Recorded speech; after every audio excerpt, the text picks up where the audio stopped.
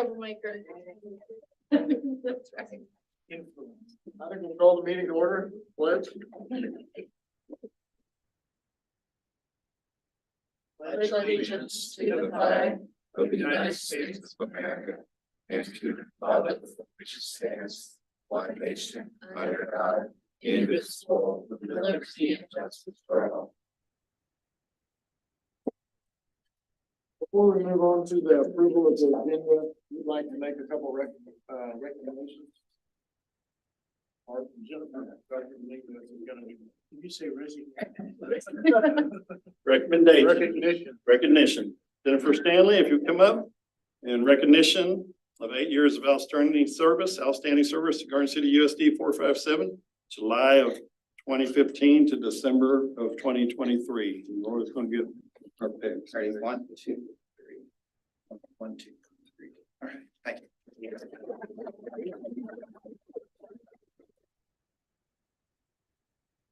Times of the Buffaloes, that's right. And None of them are drinking water either. I'm not drinking water. Could be. Your turn. Mark Rude, in recognition of 12 years of outstanding service. 12 years is a long time. Appreciate it, sir. Garden City USD 457, July 2011 to December 2023. 1, 2, 3. 1, 2, 3. Thank you. Awesome. Thank you. History of Garden City. Thank you. High School. Thank you for your service. I'd like to say thank you just for, I know the time and effort that it takes to be a board member, and I know all the years you guys put in, you put a lot of time and effort into our school district, and all bit and change it a lot, and I appreciate all your hard work and dedication. So thank you. We'll move on to the approval of the agenda. President, I move that we approve the agenda as presented. Here, a second. Second.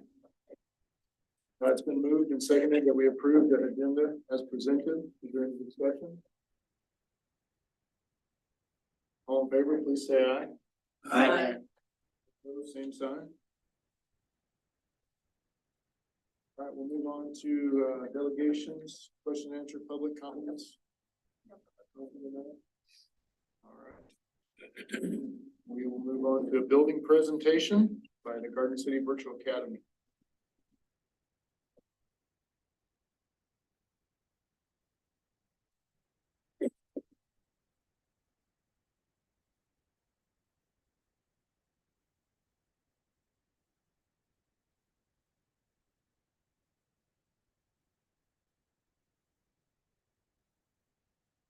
Right. I'm Kathleen Mormon. I am the principal at the Virtual Academy. This is Mr. James Kent. He is one of our teachers. Diane Elliott was also supposed to be here tonight. She's feeling under the weather. So Mr. Kent and I will be presenting about the Virtual Academy. So just a little bit about us. One of our students, we had this student a couple of years ago. She ordered a jacket for the Virtual Academy, and it just kind of made us proud. And so we continue to use her on our flyer, and she represents us well in the community, as do the majority of our students. So that's Miss Mallory. So just a little bit about us. We are open year round. I don't know how many of our board members are aware of that. So during the summer, I work year round, and then our secretary also works year round. We provide a fully rigorous and virtual scholastic program.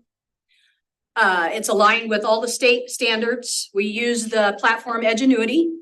One of the key differences between us and I think a lot of the virtual programs throughout the state is that we are continually monitoring our students. Mr. Kent and I, our secretary is out on medical leave. So we've been without a secretary for about 3 weeks now, and we'll be without one for quite some time. So we've been together in our main lab, and we get to hear each other calling our students every day, all day long. The majority of our day is spent talking to kids and talking to parents. A lot of it is done via phone, but kids are coming in on a continual basis. Most of our students come from Garden City High School and Garden City Achieve. We do get some out of district once in a while, but the majority of them come from right here in the district, and there's a transfer process that happens. They meet with their counselor, and then we usually try to wait till at semester or at quarter to transfer so that kids aren't losing credits if they transfer in the middle of a semester. But getting kids from within the district also affects our graduation rate and our dropout rate. So you'll see as we get through these slides that our graduation rate is lower than the other two buildings. And our dropout rate is probably lower than theirs as well. However, we kind of look at the virtual academy as a last chance for a lot of kids. And so when they come to us, usually there's a 2-week trial period. If they're not successful during that first 2 weeks, they transfer back to whatever their home school was.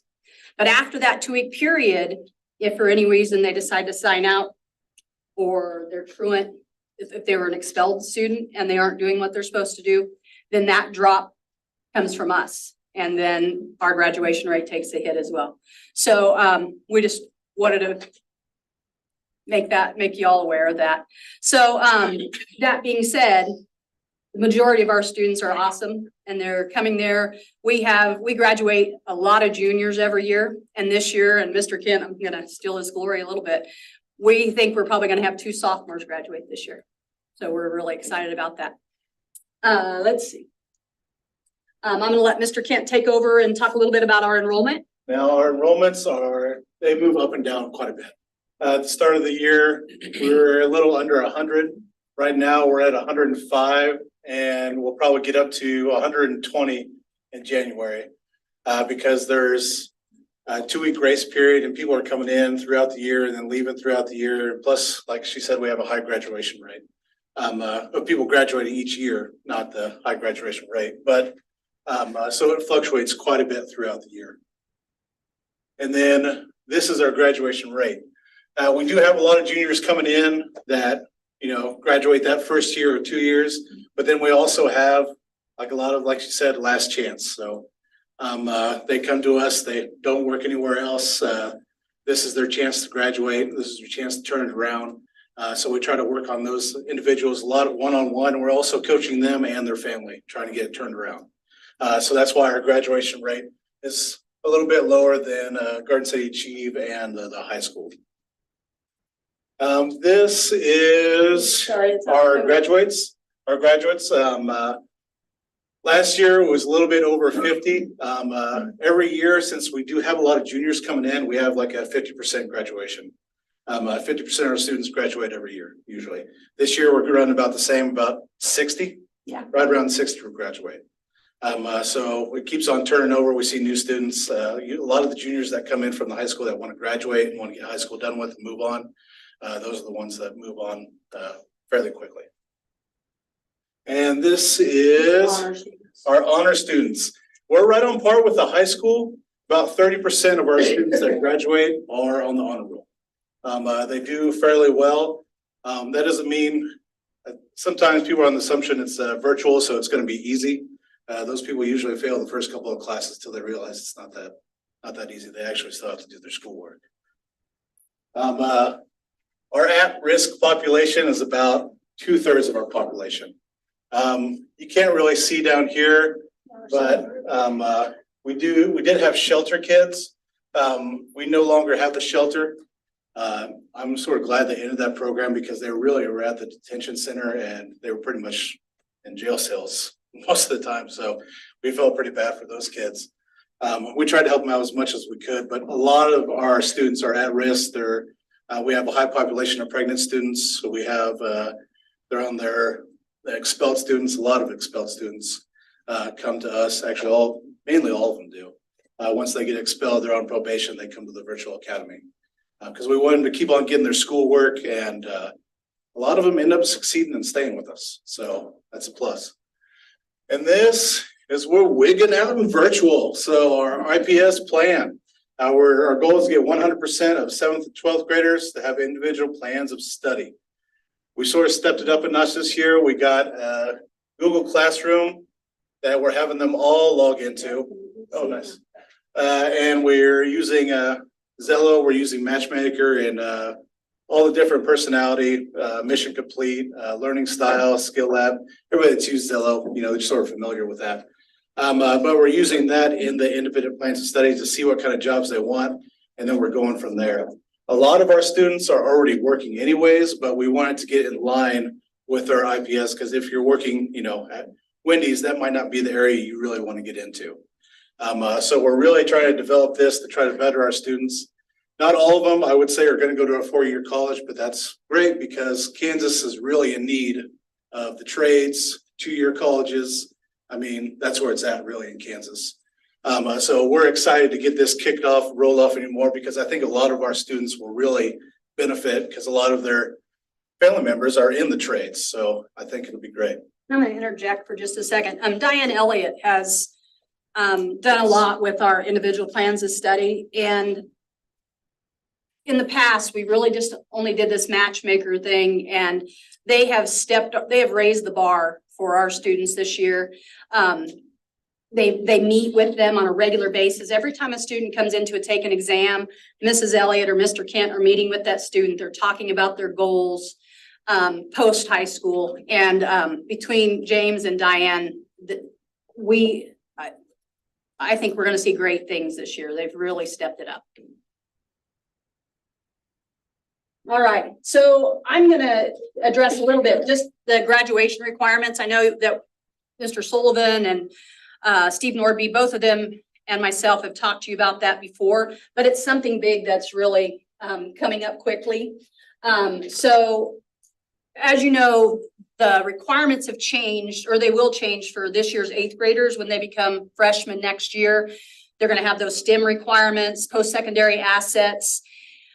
So the district has purchased a whole new package from Edgenuity of CTE courses. We're in the process of that right now, going through Curriculum Council. So we've already presented, and then it'll go back to Curriculum Council for a vote at the next Curriculum Council meeting. And then hopefully in January to come before the board. And we can hopefully start using those CTE classes soon, because the district has already purchased them. We haven't been able to use them yet. By getting those courses, we're going to be able to offer our students so much more than we can right now, because when we have students that come to us as freshmen, we don't have enough electives to offer them right now. A lot of times they're having to take an extra science class or an extra English class, which is nothing wrong with that, but they don't have a variety of things to choose from. So we can't wait till we pray that gets approved and we can start using that stuff right as soon as possible, hopefully in January. Let's see. So I talked a little bit about post-secondary assets. We're struggling a little with this one. Our students, we're trying to find ways. A lot of our students are at risk, like Mr. Kent pointed out. So we're still trying to find these post-secondary assets that our students are going to be able to use. We're looking at our attendance rate is pretty good in virtual. So that's one that we're pretty sure most of our students will be able to touch on and be counted as a post-secondary asset.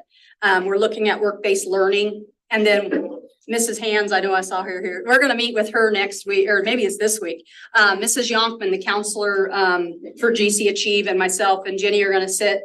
And a lot of the classes that we're wanting to use, we believe already have the Garden City High School is using them. So we just need to get a course number so that maybe we can start using them even sooner than January. But we're excited to work with Mrs. Hands because this is all new territory to me, these pathways. And so hopefully we're going to learn a lot in the next week. Again, post-secondary assets. I'm going to jump through these fairly quickly. Do you guys have any questions about the new grad requirements that are coming on board? I know you've seen this information twice already, so if not, I will not spend a ton of time on those. Quick question. Yeah. So new things. Yes. New requirements, new things, new procedures. You're going to learn a lot this next week. And new opportunities for the students. you can't really implement something new without giving something old or taking on additional assets or resources. How do you see things coming down? Is it gonna be great? You still short? I think it's going to be great. I think we might still be short as well. I think it's gonna be hard to balance. Edgenuity offers a lot. The STEM is where we're gonna struggle. But Mr. Kent and myself and Mrs. Elliott were talking today about some advanced math classes, and I'm gonna meet with Jenny when we talk about that. And so we're gonna have more than we did, but it's not gonna be easy for our kids because a lot of these classes are gonna be advanced and some of our kids just aren't ready for that. One thing we're starting tomorrow that we've never done in virtual is fast bridge testing. Usually our students come to us having done their fast bridge at whatever their home school was. And then we didn't do any further testing because there are only 3 of us. And however, when Miss Elliott came on board, she's familiar and we decided now was the time to jump in and do that. So we're hoping that these scores, when we see their fast bridge scores, that hopefully we're gonna find out that they're proficient. And if they're not, we're probably gonna have a hard discussion about whether or not virtual is the right setting for them. Because they're going to have to be proficient in order to do these higher level skills. It's such a fascinating environment because it's non-traditional. And you have the cultures in the classroom that you just don't have here. And so even though you have some very amazing, some interesting numbers in leadership and advanced academics, students, and others sort of last option. Yeah.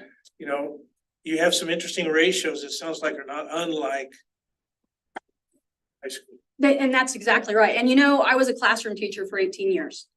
And I know these kids as well as I knew any of them. I've gone on more home visits. I've been to more homes, visited with more parents than I ever did.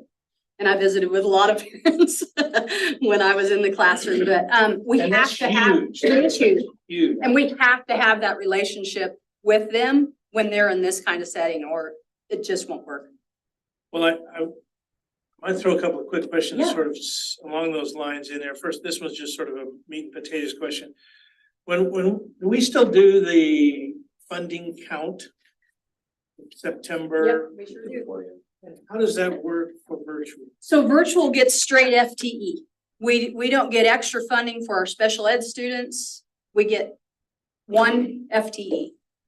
So any student that's online for 6 hours on a single day, we have to do 2 counts in virtual.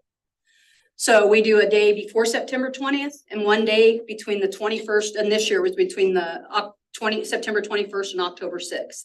Average them? Or? No, so Edgenuity keeps, yeah, and then they average them, yes. So if they have 2 6-hour days, we get fully funded for them. However, the state threw a curveball at us this year, and any student that had idle time, they weren't counting. So a student might have idle time when they're taking notes, or if they go to the restroom, whatever. So, you know, virtual, they don't give us any breaks. They really have not accepted us fully, I don't believe, at the state level. But That's huge. Funding is huge. it is huge, yeah. And so when those windows open, we're on the phone, we're making, you know, if a student doesn't get it done on their own, we're bringing them in. And then they have to sit for 6 hours straight, but the idle time was the hardest part of that this year. So 2 mandatory 6-hour days, and then we give the average, and that's how we get our funding. Another thing the state threw at us this year, well, actually last year, if we have a student that's enrolled till January and then they drop out, they're going to take our funding away. Now they can transfer, but then they will come back to us next year if they dropped out, or if they graduated, that's great, and they won't do that. But if anyone drops out after that September 20th date, then they come in, they will swoop in and take that funding away from the previous year. Well, that's hard. Yeah. That's hard, given everything else about that Yes. whole process. Okay, another quick question is, and you may not have this, and maybe this is the wrong terminology, but teacher to student ratio. It's about 50-1. Particularly when you describe home visits and all of those things that you do to, Because 2 of us have to go on a home visit. A lot of times you're coaching the parents on how to be, I don't want to say better parents, but how to help them teach their kids, because they get a lot more involved in virtual. I don't think a lot of them expect that, but usually the ones that exceed in virtual, you have to help coach the parents as well to help the children succeed in the virtual program. by the way, it's kind of true in Yeah, regular yeah, school too. yeah, it is, yeah. Yeah, similar, there are way more similarities than Yeah. differences. But yeah, it's a lot of one-on-one, and we're a lot of calls, a lot of times with the parents, and then house visits, and then we made spreadsheets on how to take better notes and everything. We walk them through that, the parents and the students. So it's a lot. And our highest enrollment has been about 150, a little over 150. So we range, we've already had 16 graduates this year. So if you count those in our enrollment, then we're about 130 or 125. Ask So, another number then along with Yeah. that, because of the funding sure. discussion. How many have we lost? If they're going This year, I've already had 2 sign out. 2 withdrawals, both of whom were expelled from GCHS came to us, but we take the drop. Great question. I gotta say this, it's frustrating with in light of the formula and the fabulous work that you guys do, the deep responsibility that the community and the district has to help these kids, and the expectation at the state level. And then knowing that it's already a challenge from the get-go to have them do that with the funding formula to us. Yeah, and I meet with a virtual group across the state once a month. It's put on through TASN.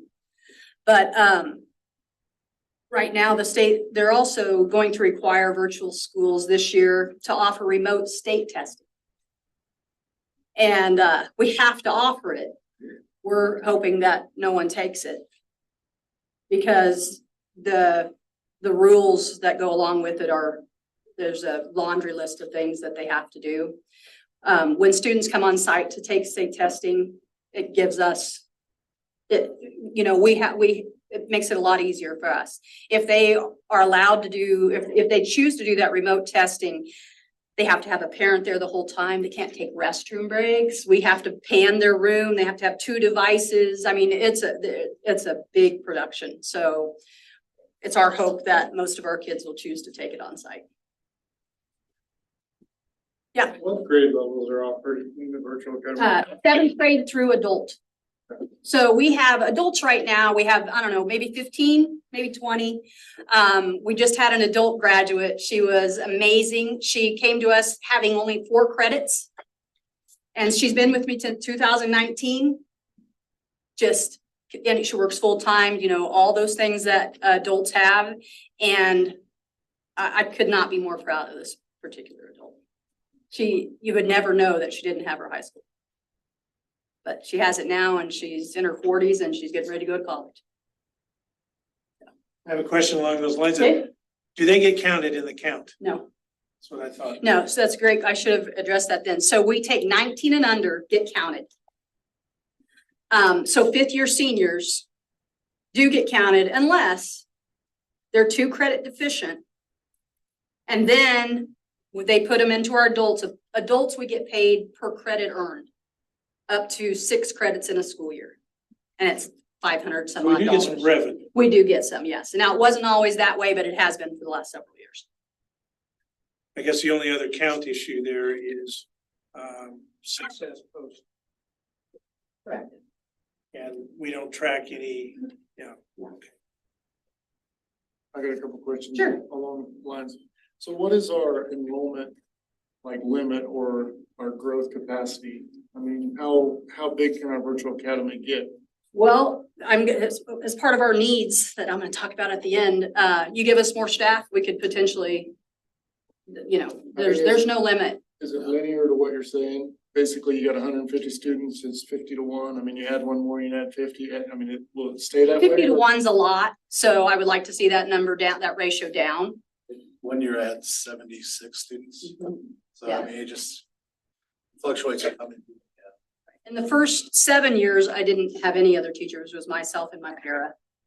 And I was at 140, so it's just not manageable.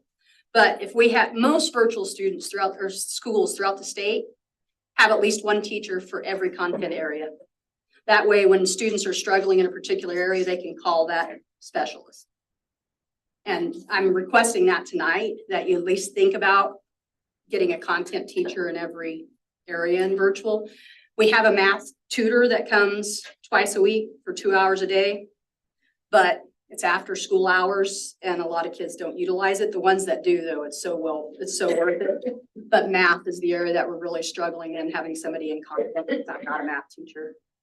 That require a full-time person in every. That would be my, that would be my hope, but not necessarily. You know, anything extra is, you know, we would take. How many content areas? Just for math, reading, science, and social studies. And we were talking today, Mr. Kent, Miss Elliott, myself, English and social studies we have covered between the three of us, but science and math are where our highest need is. Great questions. Anybody else? I have. Yeah, sure. Go ahead, Andy. With the new legislation changing of open boundaries, and how does that affect the virtual academy Doesn't affect us at all because we take kids from everywhere currently? yep. Out of district? It doesn't matter? Not out of district, only out of district students only. They have to write a letter to Dr. Dominguez and then we approve or deny. We don't take a lot of out of district. It makes it hard to, when they have to do state testing, to manage all that. So usually we take them from Holcomb, Deerfield, Ingalls. So will we, are we, You have to set that number. Yeah. Honestly, I don't know the answer to that. That's something we probably need to research, Andy. I would assume that we would have to take them just like we would any other kid with open boundaries the way they are. I think Kathleen would be just like any other, we would set a cap on the program, and if we've exceeded that threshold with our in-boundary, that's my assumption. Okay. If we exceed that, then we wouldn't be able to take them just like we would for any other school. But if we have the room, I think we would have to take them. That's what's being discussed in our online group from Tazen, and Wichita and Lawrence are two of the biggest virtual schools. So they take everyone already from anywhere. They also have tons of staff, and their staff aren't located in one place. They're spread out through the state. So without having someone in another area of the state, it's not looking like they would let that happen, Mr. Guyman, but nothing's been determined yet. So they have to have somewhere to do their state testing and do all those things. So more than likely you'd have to have staff in those locations. So again, none of that's been determined yet though. Either that or they'd have to back up and make sure that. Correct. And that, you know what, but that deters a lot when they say, oh, your students have to come on site. We like that our students have to come on site because we get to develop relationships with them when they come on site. And they have to come in at least once a month just to take their cumulative exams for the class to pass, so. Yeah, all that has to be proctored. And that was my question as well, or that was one of my questions. The other question, I want to go back to a comment you made, and it was regarding that Kansas needs, our, basically our CTE students and stuff like that. Is there a data that shows what region needs what skill sets and stuff like that? There's pathways. It's a great website. We actually went, last year, we went to the virtual, what's that called? Yeah, the Kansas Virtual Learning Conference in Andover. And Pathways, I think it's Pathways, Yeah, it is. came and they were talking about it, and actually this great lady, I forget her name, but they actually did all the research on all the jobs that are available in Kansas. And she said we have a dispersity because majority of people, you know, they want to go to a four-year college, and we've been teaching go to a four-year college. Well, only like 25% of the jobs available in Kansas are four-year degrees. Everything else is either straight out of high school, trades, apprenticeship, or two-year college. So that's where I got most of that information from. And they have a bunch of different apprenticeships on there. We try to share that with all of our families because even, you know, the parents might benefit from that. But it's for jobs that are all around Kansas, not just this area. So, yeah, I think it's a real good direction. I was just curious if there's a data point where you can go look and find regions. Yeah, and this conference is coming up. We're going to that again this year. And Lucas Sullivan's actually they've included alternative schools in this year. And I think Lucas is presenting this year too.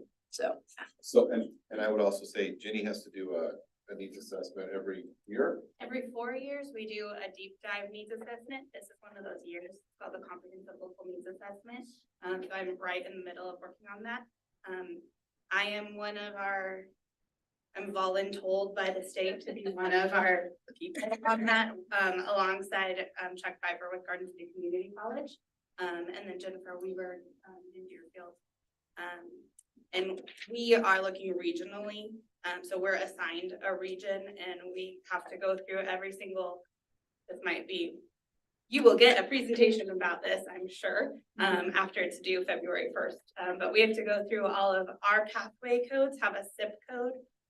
The college has different SIP codes. At the college level, we map our pathways to their degrees, which are then mapped to the SOC codes, which are from the Department of Labor, which go to every single different job that they believe exists.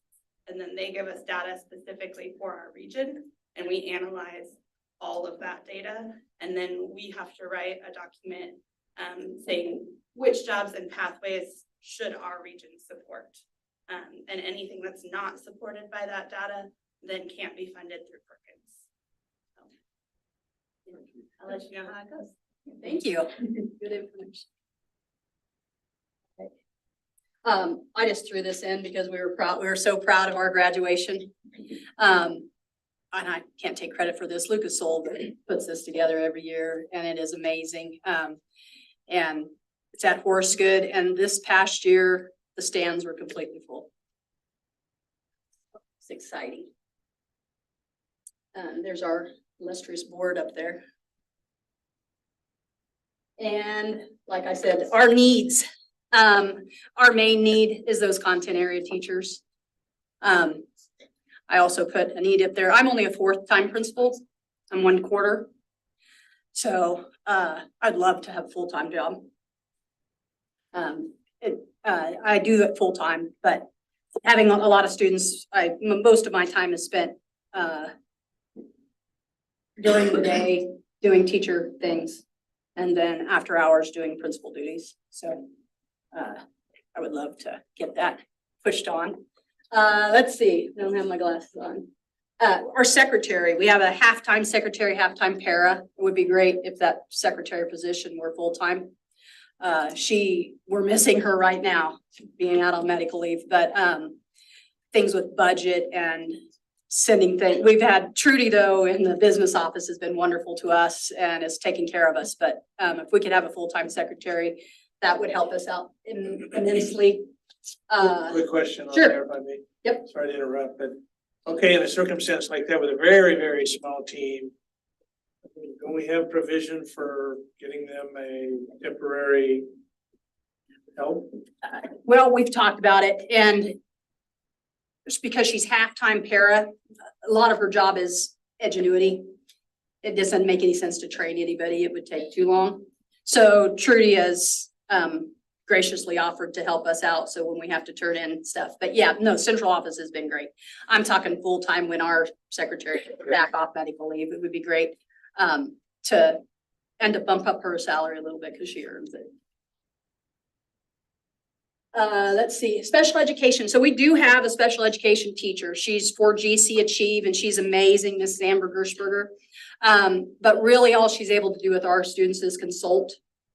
On any given day, we have about 10 special education students. They're part of our high-risk population. And I would say at least half of them are usually expelled. So we would love to get a little more than consult with a special education teacher. So if we could, you know, and even a half-time or something like that to take the load off of her, because she services all of GC Achieve High School as well. So, and let's see. We've already talked about our main need, which was the content areas. And then I did request a counselor last year, and one of our teachers left, Mrs. Douglas, who was wonderful, and we brought Diane Elliott on. And she's kind of taken over that role. She's doing all of our college and career ready things, and she's been an amazing asset to our team. I do right now, though, all of the registrar duties. So if we get, and I've just kind of learned by making all the mistakes, and now I've been doing it long enough, I've got it figured out. But, and Mrs. Yonkman helps us out a lot. But if we could get a part-time, maybe sped teacher and part-time counselor or something, that would also help us out. So I didn't come tonight to beg for these things, but you know, if we get even something out of it, it's going to be way worth it. So that is our presentation. Any other questions? Just a point of Yes, sir. clarification. None of those that you're asking for are existing positions available. You're asking for. Correct. addition.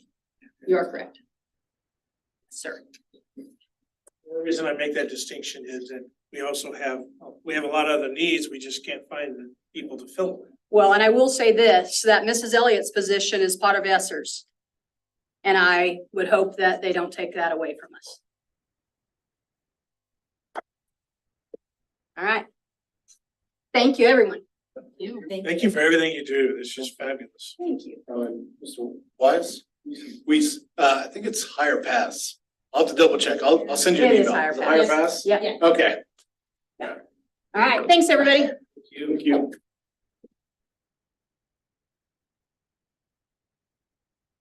All right, thank you for that. We'll move on to correspondence. Consent agenda. Mr. President, I move we approve the consent agenda as presented. One second. Been moved and seconded that we approve the consent agenda as presented. Any discussion? All in favor, please say aye. Aye. All opposed, same sign. Carried. We'll move on to board reports, curriculum report on the COPA data.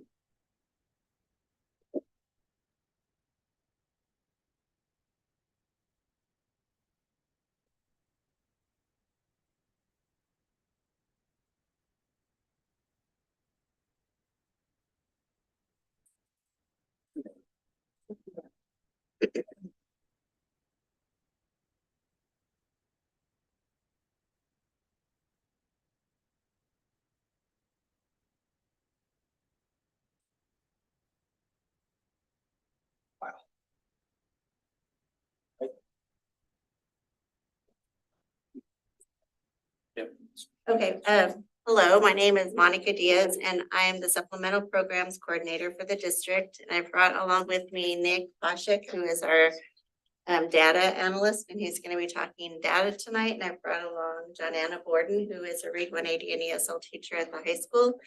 We're going to talk a little bit tonight, primarily about our English language learners and some of the programs we offer for them and some assessments that we're giving for our English learners. A little bit of background about our ESL population. Every student that enrolls in Garden City Public Schools has to complete a home language survey. This home language survey helps us determine which students need to be take the assessment for our CALPA screener, which is our language screener.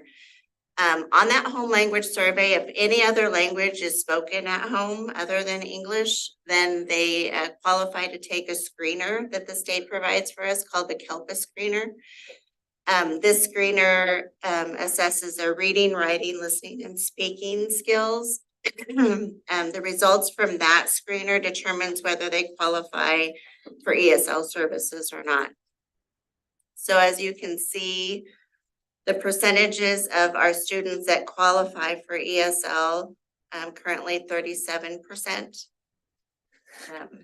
2,838 students. We have about 37 different languages in our district spoken currently. The top 5 languages are Spanish, Karen, Creole, Somali, and Vietnamese. Pashto is pretty high up there too. We do have translators in our district hired for some of these languages. We have a full-time Spanish translator. We have a full-time translator that speaks Karen and Burmese, both of those languages. We have a Somali half-time translator and a half-time Pashto translator. We had a Vietnamese translator, but he's recently retired last year. Many of our students coming that are ESL are what we call newcomer students, and those students are recent immigrants to our country. Many of them come with little or no English language and maybe little or no formal education. They might be coming from different countries, even traveling from country to country to get to the United States over maybe 3 or 4 years. Traveling to get here, might not have any formal education during that time. They also might be coming from refugee camps. They might be there for a few years getting some basic education, but definitely interrupted in education from those places. Currently we have 3 different newcomer classrooms. We serve 2nd through 4th grade at Abe Hubert. Kenneth Henderson has our 5th through 8th grade students, and the high school has 9th through 12th grade students. We're proposing that Charles Stone's take the 5th and 6th grade students because that classroom is it's busting at the seams. So we've got way too many. We've got close to 30 newcomer students, 5th through 8th grade in that classroom right now. I don't think you can see the numbers, but these numbers are pretty amazing. You can see in the past 3 years how many, to 2021, we had 18 newcomer students in our district. 22-23, we had 41 newcomer students enrolling in those classrooms. And 23-24, we're up to 93 newcomer students enrolling. And it seems like every week we're getting new students. I know tomorrow we're getting a family that speaks Swahili, and they've got 6 children that they're enrolling tomorrow. They made an appointment to enroll tomorrow. So we've got those 6 students coming with no English background. We'll find out tomorrow what their formal education is like, but they'll come to us only speaking Swahili. So one of the programs that we offer for our secondary ESL, yes. So is there what is the reason for this sharp climb from 2021 to today? I think it's a lot of it, I don't know, a lot of it has to do with our borders and allowing them to enter the United States. There's war happening. It's just very traumatic things happening all over the world that people are fleeing their country to come to the United States. So on top of the language and lack of formal education, there's kids that coming to us with a lot of trauma. They're seeing their families, very traumatic experiences happening within their family. So they're fleeing countries.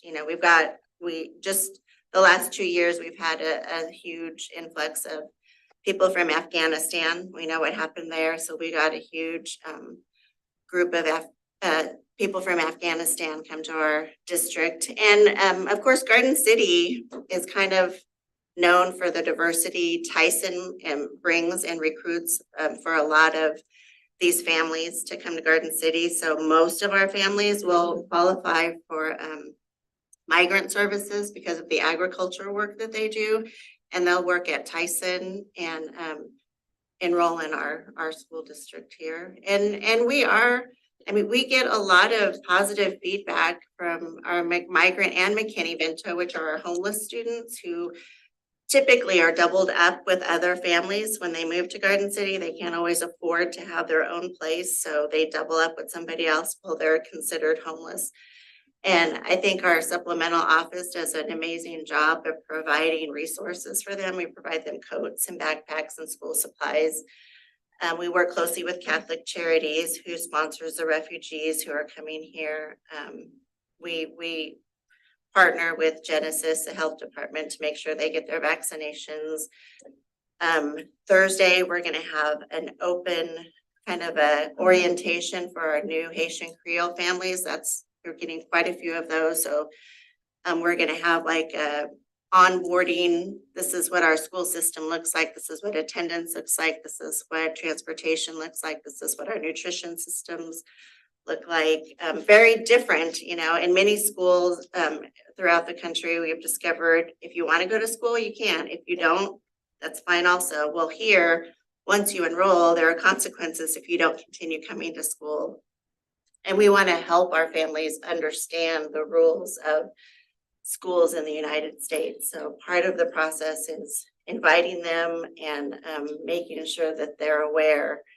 You know, we've had families want to jump up on a school bus and go to Walmart. Well, that might happen in their country where they can jump on a bus and go somewhere like Walmart or Target or Sam's. But here, yellow school buses mean it only takes them to schools. And there's just a lot when you think and you don't know anything and you're in a new country. There's just a lot to absorb when you're coming into a new school system. Okay. So we'll talk a little bit about Read 180, and John Anna can answer questions and kind of explain a little bit about Read 180. This is a program we offer for our secondary students, and it's not just for ESL, but we'll show you some data on how it supports our ESL students. It's a little bit of direct instruction, and it's a little bit of technology-based instruction, and it's really to help them become proficient readers. And the data we'll show, you know, also includes a lot of our newcomers, which John Anna gets at the high school. So she can tell you a little bit maybe about how the classroom runs and the type of students that she serves in her Read 180 class. Okay, we have groups that is like 15 minutes long. And since we don't have it's built on having 90 minutes. Well, 90 minutes, we don't have that in the schedule. So we just have to alternate groups, and then we have to just do on the computer. And they'll go to the computer, and then they'll have a reading group, and then they have whole group and small group. The small group is one-on-one with me. The whole group, I'm teaching all of them at the same time. And then they go on their own level, they'll go to the computer and work on. They start out at Systems 44, which is like phonics, learning the letters, you know, and then they'll use them in different types of sentences, add some questions, and they have to use the correct word.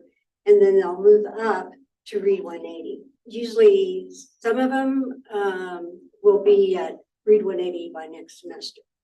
Okay, our data's kind of down because they're so low. All of them is VR. They don't even know how to read in our language. So they're learning everything new. And so that's one reason why I think our data is a little bit different about all these languages in, you know, and I do have other students, when they speak Spanish, they'll help the Spanish speaking students.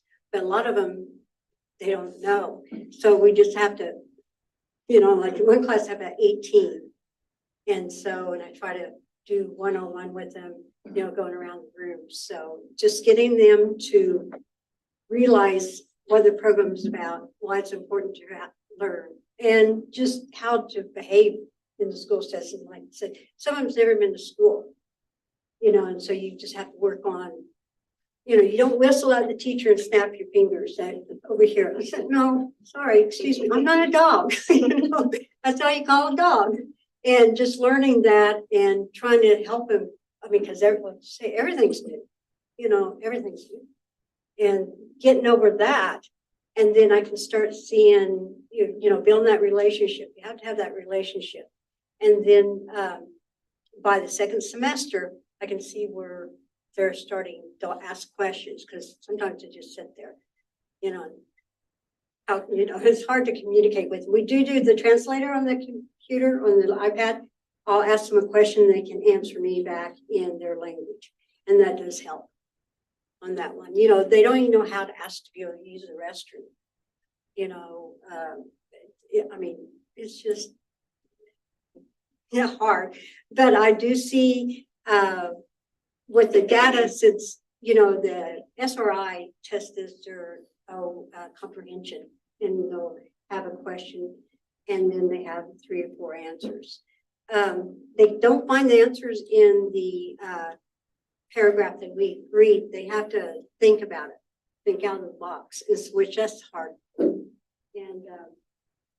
And so I look at my phonics data, and you can see where they improved from the beginning and when they're at the, you can see great improvement. But now with the SRI, they're still kind of at the BR. But I can see the improvement they do, but it's kind of hard on data. I mean, there's just so much. Yeah, and BR is beginning. Yeah, beginning. They're not reading yet. You know, That's the the vowel secondary. sounds, Yes, this is the high school. vowel sounds, they don't know the vowel signs, don't know the letters. Did I hear you say you had a class of 18 even? Mhm. Next question is, how the heck do you do that? Busy. They were sitting down and just try to get to them and just try to, because, you know, you have a language over here, you have a language here, you know, you just got to do your best and try to get them, do a lot of sign language, a lot of, Pointing you know, trying, yeah, we try pointing to at make sure they pictures have and strategies. trying to, yeah, you know, and just, All right, and we'll talk a little bit about our ESL endorsed staff as well. so, but it's, yeah. But you can see by the end of a semester, you know, how they've grown. And so that kind of makes you feel good. On that. Yeah, it's Teaching a hard. beginning reader at the high school level is very different than teaching a beginning reader at the elementary level. We need to make sure that they're, you know, it's appropriate type instruction, not kindergarten, first grade instruction. So there's a big difference in how this instruction looks at each grade level, especially high school to elementary. Getting them to, because they'll see other kids working on something else. And, you know, I'll say, well, it's not quite ready for that. You have to work. And then after you get it, you'll be where they are. So just letting them know there is, you know, they can move up, but they have to work for it. Some other data we'll look at, Nick will talk about FastBridge, and there's 2 components we'll look at for FastBridge. Auto reading is more of the decoding and learning how to read, where A reading is more the comprehension part of reading. So you'll see some charts that he'll review with FastBridge data as well. Okay, so here I went back 3 years, and what you'll see here in the blue are the Read 180 students, in the orange. Okay, but I need to take a step back. So before I do this, I'm going to compare Read 180 students to kids who are also at risk, who would normally be put into a Read 180 classroom. The reason I did that is because I didn't want to just take Read 180 kids, because these kids they're really below.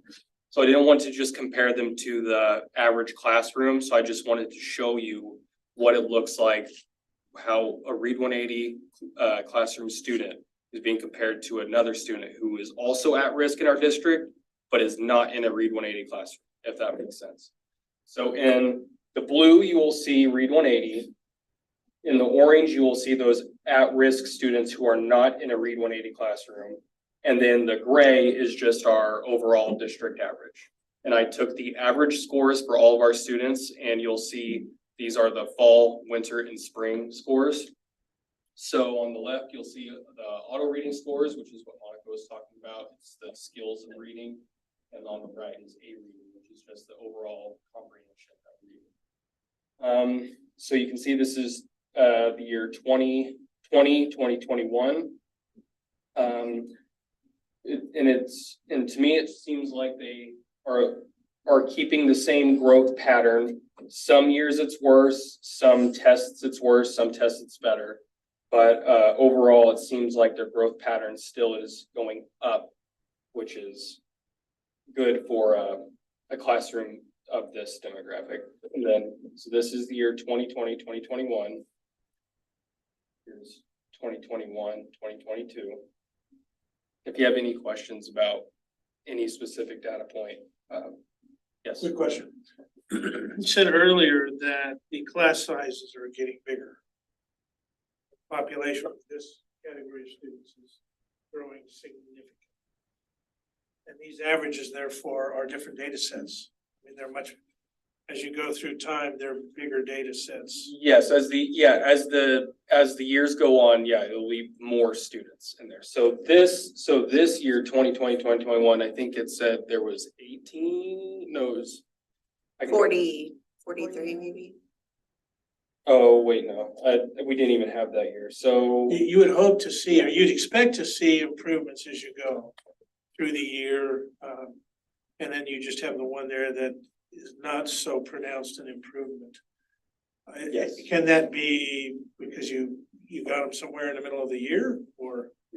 there could be there's a lot of factors that play into that. A lot of them would come in and out, and that's really hard on finding really good data. That's all I do all day pretty much. So yeah, I try to break that down as much as I can, but yeah, there is a lot of issues with that, kids leaving, or even if sometimes, I mean, how often does a kid leave a Read 180 classroom if they score proficient? Is that common? I mean, Does a student leave a Read 180 classroom if they they start have scoring 45 proficient? segments in the Systems 44. How could they finish those? Then they'll go to Read 180. But do they test out of Read 180? If they have a high enough SRI. Yeah. See, like that could happen. So like if they test good and then they leave, well, then your data just dropped because that, you know what I mean? I just want to thank you for confirming that. Yes, yeah. And then so here is 21, 22. And this year actually looked really good for the Read 180 students, especially in the A reading where they showed growth, where everyone else showed either stagnation or decline. And this was last year, and everything seems to be pretty on par with what our other demographics are doing. But you'll notice their overall scores are below everyone else because that's just where they're at.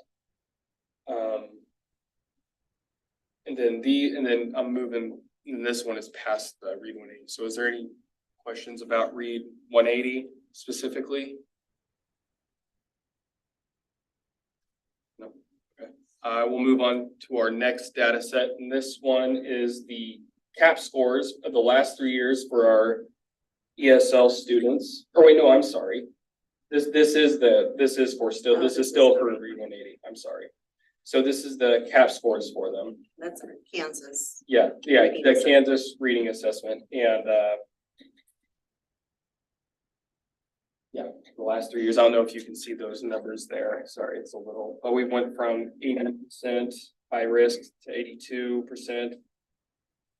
And non-Read 180 went from 69% to 72%. So the Read 180, it shows decline, but it shows less decline than our at-risk students who are not in Read 180.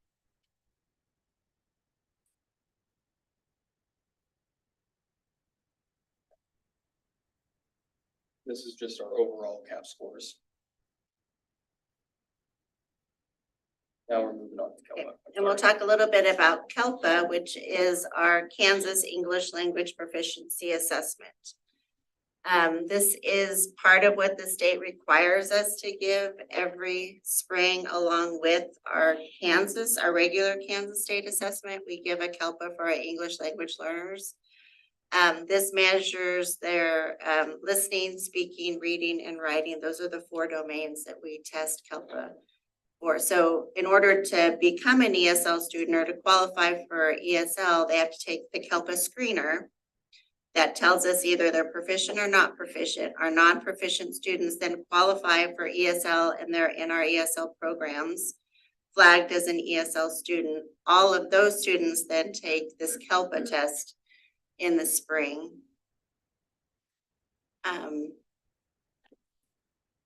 In here, Oh, yeah. is the data for how our students are performing in CALPA. There's 3 levels of CALPA. It's really confusing because there's 4 points to be proficient at with the assessment, but a level 3 overall is the composite score to get proficient in the CALPA screener or the CALPA assessment. So these are the 3 areas, composite scores. Yep. The most important piece here is really the ones in green, because the ones in green are the ones that are testing out and they will no longer be considered ESL. So this is over the last 5 years. So going all the way back to 18, 19, this is the percent of ESL students who are testing out of ESL services. So it went from 8.47% to 10.94%. And then this is when we had COVID years. So then we went down all the way to 0.81%. But then we got back on track and we're back at, was it 8%? And last year we were at 9%. So those are the students who are testing out of ESL services. Is there any data about how long the students typically are in the ESL program until they tend to test out of it? I can run that data. but Yeah, I don't know the that we've, a lot of them are in our ESL program for several years. Usually a student's not proficient. It takes 7 to 10 years for a student to become proficient in another language. The CALPA assessment is very difficult too. The state even asked us, because the CALPA screener is new and they're trying to kind of monitor and see how that test is working out for everybody. So they allowed us to take kindergarten students that are not ESL and have them take the CALPA screener. And none of our students that are not ESL could pass the CALPA screener, which tells you a little bit about how difficult it is to become proficient according to the CALPA. And we tested kids from struggling kids to students that were what teachers considered above average. We had some kids from Plymouth. Suzette was able to help us with testing some kids at Plymouth and Abe Hubert. And we did not have any kindergarten kids pass the CALPA. So on top of it being, they're second language learners, the CALPA is a difficult assessment, but it's required by the state. It is a difficult assessment to pass. And they have to pass in all domains, which is reading, writing, speaking, and listening. And we did look at some data. They're doing well with listening is probably where we're seeing the best growth. Speaking would be next, then reading, then writing. And that kind of fits how a learner performs. Writing is the most difficult for any student. And we're noticing that that's the most difficult for our ESL students as well. So many of our students will be in ESL for several years before they test out. Yeah, listening and speaking, the pass rate of those are probably like 50 to 60%, but yeah, they have to score a 4 in every, score a 4 in every single subtest. Otherwise they get put in the yellow there. Of those 3 that you have on that graph there, well, let me put it another way. What good is a screener if nobody can pass it? Yeah, that would be a great question. You could ask the state. Is there funding tied to the screener? Yes. Once a student qualifies for ESL, we get funding based on our September 20th count. We do minutes and we get funding for teachers who are ESL endorsed, serving and giving minutes to the students that are ESL qualified. So as a community, I guess it begs the question of whether to even ask that question about. True. From a funding Yeah, from funding, it's frustrating for our kids though to have to take this assessment every year. But I mean, I guess when kids don't test out, we continue with our funding, but the goal is for them to test out for their, just academically, we'd want them to test out of ESL. Is there a penalty? if They don't.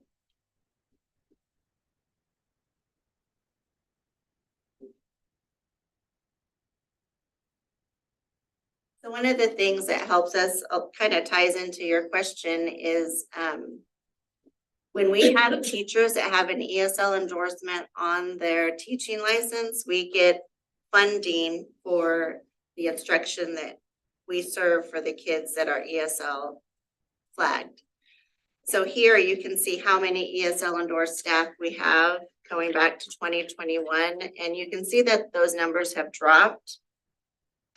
I believe a lot of the reason, or I guess there's multiple reasons, we've lost a lot of our veteran teachers because of retirement, or teachers maybe that were endorsed leaving the teaching field. So I think we're really supporting teachers to get their endorsements. I think the district is doing a good job of offering incentives. Right now, 234 teachers are endorsed. We have a lot of teachers that are preparing to get their ESL endorsement through a praxis. Right now, the state will let teachers just take a test, a praxis ESL praxis test, and if they pass that test, they can get an ESL endorsement on their teaching license. And we're providing like ESL boot camps. We've got study guides that we're checking out to teachers. They get, I believe it's $1,000 stipend in September if they're endorsed. So those that were getting endorsed this year will get a stipend next year for the endorsement. We pay for the praxis. We pay to add that endorsement on their license. That's one avenue of getting endorsed. And the state is right now saying you can just take the praxis and get that endorsement. But after June, they've changed the date on us, but after June, it's Praxis Plus. So you can no longer just take the praxis test and get endorsed. You'll have to have some college hours tied to it. So a lot of people are trying to get their endorsement before that changes, so they don't have to take the additional classes. So we have a lot of teachers preparing for that. Even this month before Christmas break, a lot of them are scheduled to take their praxis. The other avenue is to take college classes and get an endorsement through hours. And the district does reimburse for classes passed as well. Is the endorsement something you have to renew? No, once you have it on your license, you have to renew your license, but the endorsement stays there always.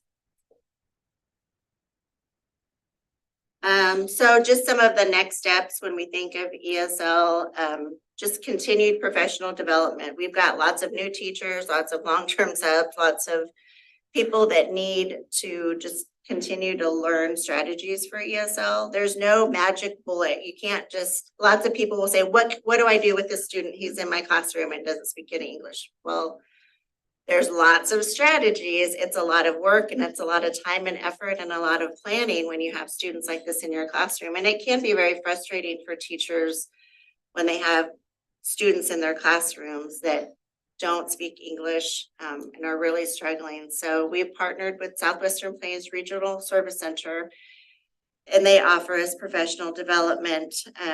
We also partner with KSDE, and they do some statewide book studies. So we offer the books, and teachers get professional development points for book studies that are offered. Internally, we offer professional development. We're doing everything we can to support teachers to get ESL endorsed, because through the praxis and the prep for that, they're learning lots of strategies for teaching our ESL population. Throughout the district, there's always support through strategies and interventions as well. Interventions. We still have interventionists. There's a few. I think most of them are retired, have come back to the district. So those schools that have been able to find some of those interventionists. I can think of a couple of retired principals that have even come back to our district. They're retired. They work shorter hours. I think we'll be flexible with whatever we can do to have somebody in those positions. So, and I believe there's some extra support coming through HR that might help us with the intervention support. So I think HR is going to present something about filling in some of those positions, because that's huge. I mean, the kids before, we had lots of interventionists and they could pull out and push in. We had programs running. We had they were doing a lot with those kids, and we don't, classroom teachers, it's on their shoulders now to provide all the instruction and support for There those was a kids. lot of other stuff. That is huge. I would agree. Yeah, it's a lot. Are we limiting hiring interventionists to just retired principals? Yes. Intervention, no, retired folks were non-educational. Trying to put all of our classroom teachers in the classroom, fill our classroom vacancies first before we do that. Okay, so interventionists can't be anybody. I mean, if you have somebody that likes to work with born kids, for example, we're not gonna hire them because we have another criteria, right? I don't know what you're asking. Yeah, I guess I'm not following. Are we limiting, we've got open positions and we're trying to fill them and be very innovative. You guys have been fabulous at that. In getting those positions filled. This is one situation where clearly there's a need and a growing need. And we've done just that, a strategy of getting, basically credentialed teachers in the classroom and away from being just interventionists. But we still have the growing need of interventionists. So I take it we probably have open, unfilled intervention positions. And will we consider just about anybody in those positions, or are we just looking for a certain type of person? Are you speaking for like reading interventionist or ESL interventionist or? Well, in this case, specifically ESL. Yeah, I mean, so we've kind of got a plan that we're working on to fill these intervention pieces. It's not ready to be presented to the board by any stretch, but there is a plan to fill these positions, yes. Just want to make sure we're not turning anybody away. We haven't turned anybody away from an ESL position, just wanted to do an interventionist position. What about other interventionist positions? Because we've had long-term subs request to be interventionists. For us, that doesn't make sense. We would take somebody that's in the long-term sub position and then put them into an interventionist position. Obviously, that's a desirable spot for a long-term sub because you're working with really small groups. So we would end up taking a bunch of long-term subs out of our pool, and then we don't have subs to cover the day-to-day operation. So yes, for small schools that want their interventionists, that's a great thing. For schools that need subs, that's a terrible thing. So, but there are probably other potential employees out there that aren't interested in long-term sub, but might be interested in intervention positions. Yeah, I just don't know how you would delineate between the two. That would be the problem. I mean, what you could see happening is long-term subs saying, I don't want to be a long-term sub. I only want to be an interventionist. And so all of a sudden we're losing all our long-term subs that are covering large classes, large groups of kids. We're losing them to them going to be an interventionist covering 6 kids. So You see what my question is, right? yeah, no, Is that we potentially have more on the shoulders of the classroom teacher. We have a clear growing need for. yeah, and we have a plan for that, Mark.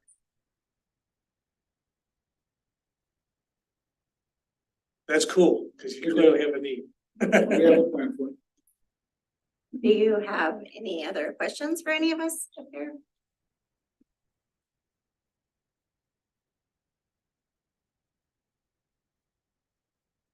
Definitely the growing population of ESL students, and I don't see that stopping anytime soon. Like you can see it went from 18 to 93 in just 3 years. And every day I would say every week we're enrolling new families, just like tomorrow, 6 kids will be enrolling in our district from out of the country. I want to say thank you for what you do. It's obviously very, very critical and very unique too for our population and probably some of our other communities in the area. Yeah, I think Garden City does an exceptional job serving the needs of our ESL students, so much that people from other parts of the state reach out all the time just to ask for support. Because we'll get a phone call, we have a new family. We don't know what to do with them. Like, that's one family in their whole small community. And I'm like, oh, well, we have that every other day, but these are some things we can do to reach out to help other communities that are dealing with new students to their district that are non-English speaking. Thanks again. I have a follow-up question for HR. You have a plan. That's cool. We have the pressure on the classroom teachers. So this plan is gonna be released when?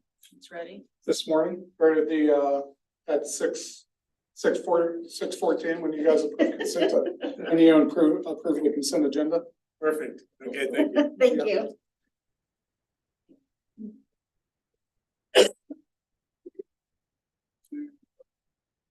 On our significant disproportionality. Nina?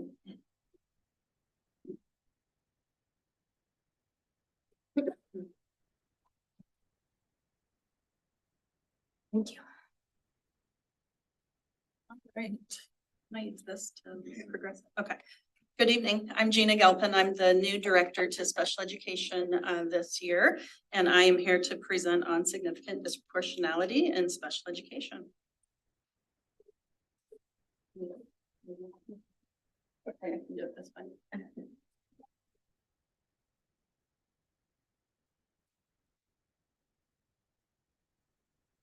All right. So what is significant disproportionality? IDEA, which is the Individuals with Disabilities Education Act, requires that states collect and examine data relating to students based on their race and ethnicity in identifying, placing students in special education, and then the rate of suspensions and expulsions of these children. I just presented a little bit of research so you can understand why this is important and why states are required to collect data. Historically, students of color, there are disproportionate rates of students who are placed in restrictive settings. So this is an example of students with disabilities who spend more than 80% of their day in general education classrooms. So you can see 55% of white students with disabilities nationally spend 80% of their day in general education classrooms, but only 33% of Black students with disabilities spend 80% of their day in general education. And then this is these are graphs just showing the rate of students with disabilities receiving out of school suspensions by race and ethnicity and gender. And so you can see the turquoise or brighter blue on the far right of each graph are white students compared to some of the other students of different races. And you can see that white students are less likely to be suspended or expelled from school based on their discipline. And what Dr. Scott, he has been presenting to our district, what he said just this week when he was training principals and counselors is when they did research on the actual behaviors that were getting kids suspended, they were very similar. So it wasn't, data did not suggest that students of color had more severe behaviors. The behaviors tended to be very similar, but students of color were suspended more often. And so that is why we take disproportionality very seriously, because there is research to support why this happens or that it does happen. This is the formula for calculating. I think you received this PowerPoint earlier today. I don't know if you're interested in knowing, but they take ratios and divide them. So this one is an example on the right of Black students with disabilities. And so they would take the 70 Black students who are identified of OHI, other health impaired. And there's a total of 200 Black students enrolled in a given district. The ratio there would be 0.35. And then you look at all other races who are identified as OHI combined, and you divide to get that risk ratio of how more likely or less likely a given group of students is to be identified or placed in special education.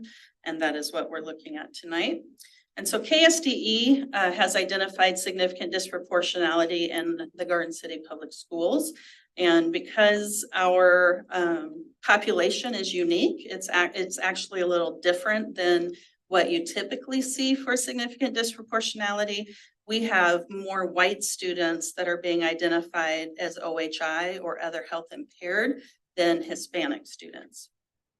And I'll explain that a little bit more, but the state and the federal government requires that we don't exceed a ratio of 3.0. That's the threshold. If you are above that, then it shows that you have significant disproportionality in your district in a given area. And so starting in 2020-21, white students were about 4 to 5 times more likely to be identified or meet eligibility requirements as having another health impairment as compared to Hispanic students. And that means we are required to reallocate 15% of our IDEA money or special education funding for what they call CCEIS, which is Comprehensive Coordinated Early Intervening Services. So it moves over to a general education fund, which can support special education students, because special education students are considered general education students first. However, that money, instead of just being focused on special education, is now reallocated for both general and special education. And so when we pull data, this data was pulled from KSDE. We had 71.7% of students in Garden City. They were Hispanic, and 18.4% of students are white. And so that is our OHI data, our other health impaired, and really any category that we are finding kids to be eligible for special education. It should align to what our population looks like. And so if we have 70% of our students being Hispanic, then 70% of our OHI students should be Hispanic or fairly close. And so currently, I just put some data. We have 1,297 students in special education currently, and that does include gifted, because in the state of Kansas, gifted is considered special education. Not all states do it that way. And 42 students out of almost 1,300 are identified as OHI. And so it is a small percentage of our special education students that we're looking at. And so 1 to 2 students can change the significant disproportionality data significantly.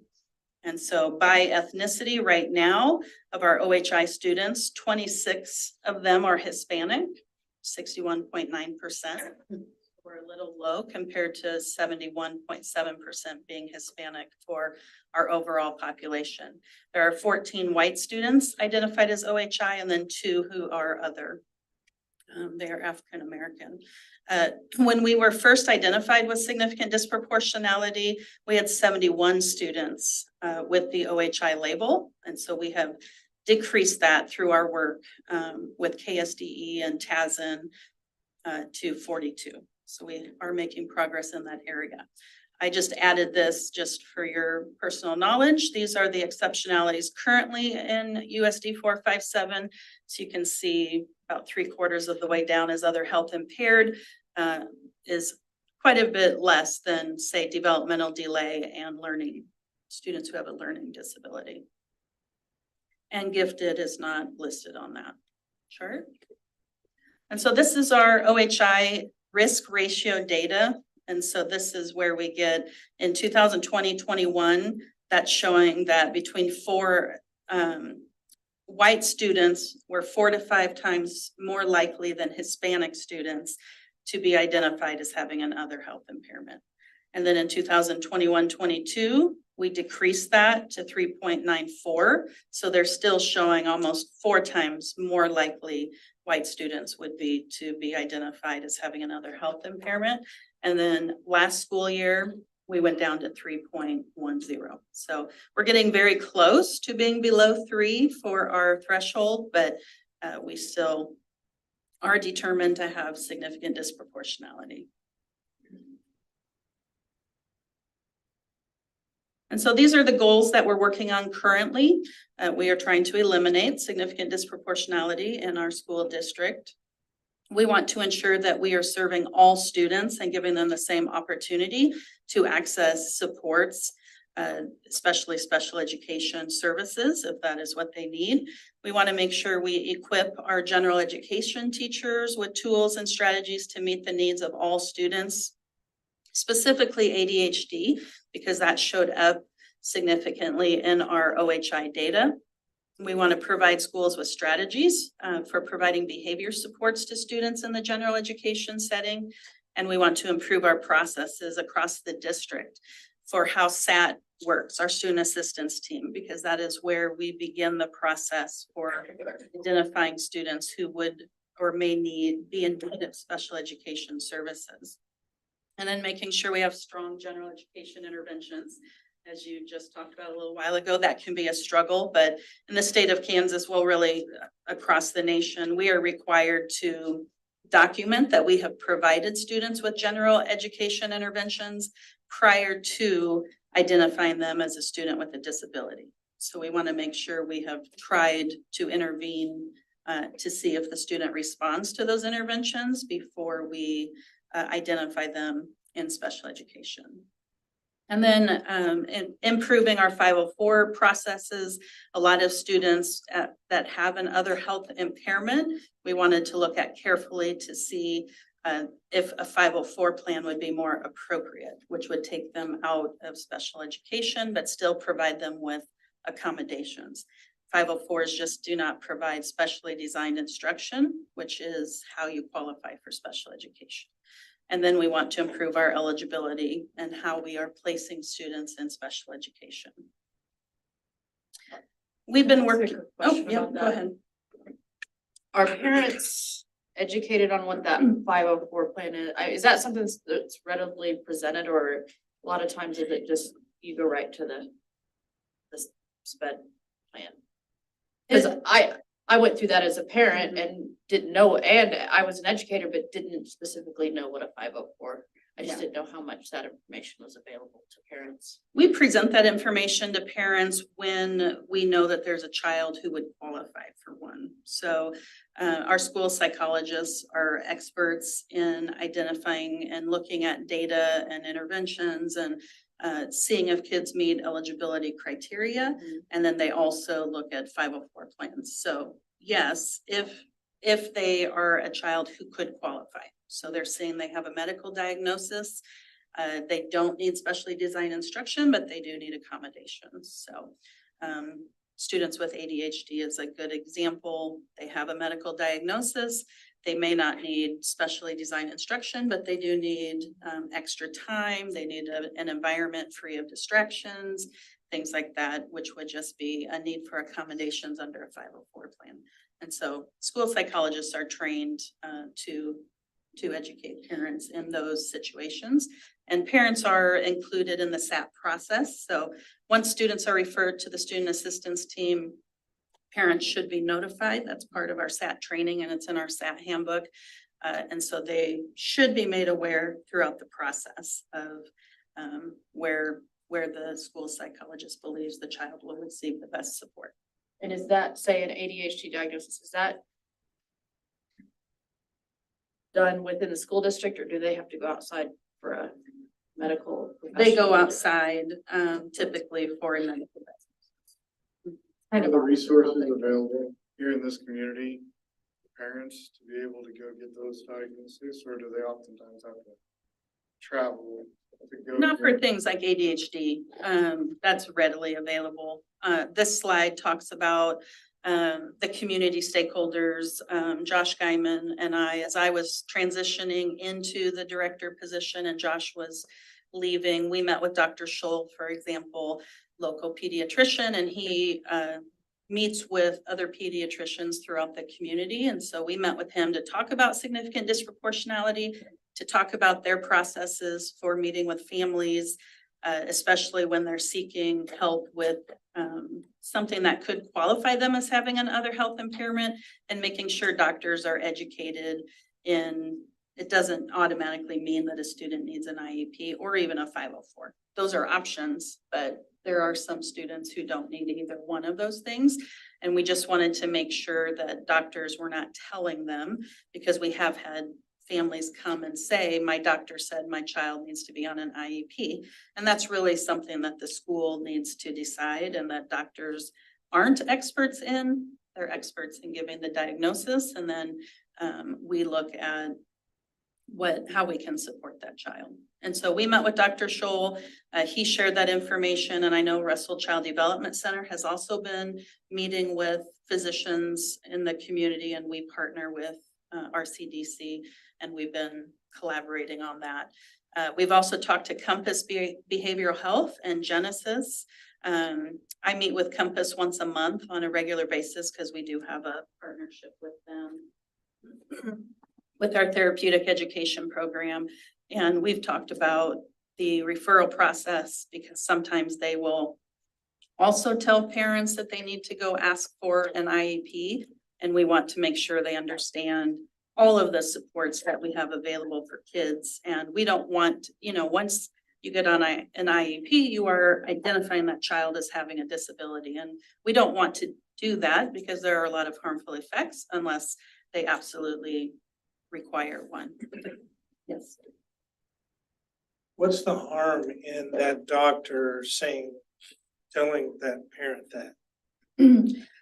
Because it jumps over a whole bunch of other things that we should be trying first, like the SAT process, the student assistance team. We're required to provide general interventions first, general education interventions first, before that's like an exclusionary factor if a child has not been provided interventions first to see if they respond. Well, I mean, And the other thing, Mark, the other thing I would say too is, just because there's a diagnosis, just like Gina said, doesn't mean that they're gonna qualify for special education. You have to answer two questions. Number one, is there a disability? And if the kiddo's got a diagnosis of ADHD, then yes, there would be a disability there. The second question you have to answer is there a need for specially designed instruction? Oftentimes you can answer yes to the first question, but there's not a need for that specially designed instruction. So just because they have a diagnosis doesn't automatically guarantee them that they're gonna qualify for special education. Right, so where I'm going with the question is, I mean, so what if I truly believe my student needs a purple desk? Bless me. But isn't that the purpose of our teams and our experts collaborating together to guide the parent in the realities of the expertise? Yes, but what she's saying is the doctor should provide the diagnosis, and then the next step should go to the school. And they can Is the share way I that understand it. diagnosis with us. We didn't tell them they can't talk about IEPs, but there are other things we'd like to do first. And so having them recommend, make sure you ask your school to recommend the student assistance team, because that is the first step in a special education referral, if you do it the correct way. And that's great community collaboration. And I don't mean to besmirch that, but the point I'm trying to make is that we do have collaborative teams, whether we get something from across the world or across town, those teams still come together, and we may get something from Russell, for example. And they got a great staff and great focus for what they do. But we still reevaluate the student, and the team collaborates to identify what's best for that child, Right. truly best. And where that all breaks down is when if we sort of set things aside and take that weird diagnosis or take that recommendation from Texas or whatever. That's the strength of our process, as I understand it, in your special ed program. So And I think a lot of the times the medical professionals that are telling our parents that they need to get their kid on an IEP, most of those are not coming from our local people. They're when they go out of town and they'll see a specialist or something like that. And then they come back and say, that my doctor said we need to do this. We don't see that quite as much from what we hear locally as we do from the out of town folks. But yeah, the whole purpose of that is it's supposed to be a team decision. And so you sit down and everybody that's around that table has a conversation, and then that team makes a determination whether that kid needs that specially designed instruction. So a fear I get from a state determination of ratios around to that concern is, how does that apply to our community and our children and our families? I mean, for example, you could still be high on a ratio and still have a very, very real need. Bless them, that's statistics. So I want to be sure, the point that I'm trying to make here is I want to be sure that our systems in USD-457 work, because they do. And we've got great expertise as long as people are communicating and collaborating. If we get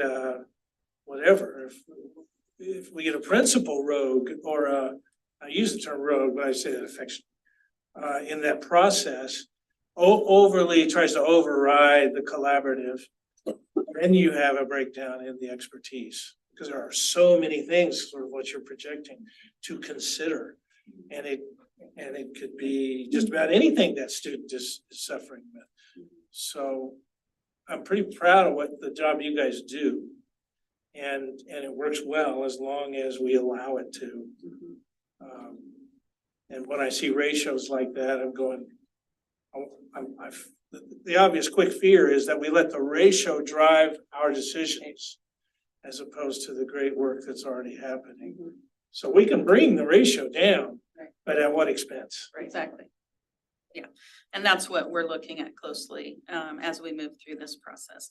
And that brings me to KSDE and TASN. They have been working very closely with us to look at our processes across the district, to put action steps in place and make sure that we are doing things correctly in order to meet the needs of our students, but also make sure it's not showing significant disproportionality.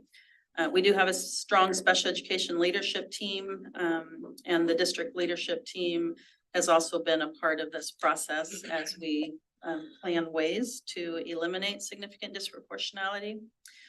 These are some of the results of our root cause analysis and what we have found that we need to do. But we found that 51% of students who were identified as having another health impairment had a medical diagnosis of ADHD. And so that is one of the reasons we're focusing on ADHD as something that we definitely need to spend more time addressing. Doctors did confirm that we do have more white families who seek medical advice or medical diagnosis for a health impairment of some sort, and specifically ADHD. So they see very few Hispanic families or families from other races and ethnicities who seek out a medical diagnosis for a health impairment. So we have talked about that. Students with behavioral needs are referred to special education quicker than other students, sometimes often prior to receiving a lot of general education supports, or having them be fully implemented with data collection. Behavioral needs seem to be an area that create more stress for people. And so we do see that they get referred more often, which would impact our OHI data. Our eligibility process needs to be refined a little bit. And when I say that, we are collaborating more with our school psychologists and making sure that they all are identifying students with ADHD and students who are eligible as having another health impairment, making sure that they are consistent across the district. And so that's one thing that we're doing. They are experts. They know, they do use the criteria that the state provides. And so they're very careful about that. But there are times when it's not black and white. So there are a lot of different things going on. And you could, for example, identify the same child as having another disability other than other health impairment. So we've been looking at those pretty carefully. Some of the students, during our file review, they were labeled OHI, but they did not necessarily demonstrate a significant need for specially designed instruction. And so some of them got moved over to a 504 plan, which takes them out of special education. A 504 plan is meant for general education students. And our data demonstrated the need for general education supports, including a behavior specialist, to help with behavior plans, data collection, training, and support. And so we do use the money that we've reallocated to pay for a behavior specialist who is dedicated to general education interventions and support for students before they get to special education or referred to special education, to make sure that everything has been exhausted before moving towards special education. We have those positions in place. We do. Staff. Yeah, we're looking to fill another one. That we had a part-time position and we moved another part-time position to create a full-time position. So we are looking to hire another behavior specialist, but we currently have 3, 2 of them dedicated to special education. And then the third one has been moved over to general education. Now, again, she can help special education students. That just can't be her primary focus. And then these are our next steps. We will continue to meet with KSDE and TASN and the Kansas Learning Network to improve our special education programs in the district. TASN is coming December 14th and 15th. So they will be here for 2 days to do file reviews, to meet with the leadership, the special education leadership team and our school psychologists to just review what we have been working on and make sure that we are still on track for our school and district improvements. We have created a special education Google Drive for all special education teachers that have all of our resources in there, just to help support our teachers. We meet monthly with our school psychologists and actually more often, but we have dedicated monthly meetings, and that is a time when we do talk about significant disproportionality and collaborate around how we are determining if students are eligible for special education. We have been working on looking at all of our processes that relate to significant disproportionality, for example, evaluations, student assistant teams, 504s, and eligibility. And we are looking at all of those to make sure that we have everything in place that we need to. We are looking at files of students, IEPs, students who are identified as having another health impairment, just to make sure that we are doing things correctly. The data suggests that they do qualify with that label, and there's not another label that might be more appropriate. We're increasing our professional development for both general education teachers and special education teachers with special education topics, and our school psychologists create videos. They used to do it monthly, but we are short a school psychologist. One of ours resigned, and so we're down to 5. So they are now creating quarterly videos, and these get sent out so that everybody, all the teachers across the district, general education teachers and special education teachers, have access to those. And that's it. Any questions? So the disproportionality, if you go back to your slide about the special education exceptionalities, it's just the category of other health impaired where this disproportionately is. Okay, so my question is probably, I think it's probably not under that category, but I guess it's my understanding that for a student with dyslexia to be on an IEP and receive accommodation, that the testing that they have to do and bring back to the district, they can't get that locally. That they, like, the closest place would be Wichita, like a testing center in Wichita. Is that the case? And to get an actual diagnosis, yes. Yeah, to get a diagnosis, that's correct. This year, school psychologists can identify students of having characteristics of dyslexia. And if the data supports it, they can be put on an IEP under specific learning disability. So to me, that creates a barrier for families. You know, mom or dad has to take a whole day off work, take a child to Wichita to be able to do that. What options do we have to make that available Or that's not the burden they have to bear to be able to get there. Right, so they just have to show that so when they qualify for special education, they're not qualifying because of their dyslexia. They're qualifying because their dyslexia has created a learning disability for them. And that's the category that they're labeled for. They qualify for special education under the label of learning disability.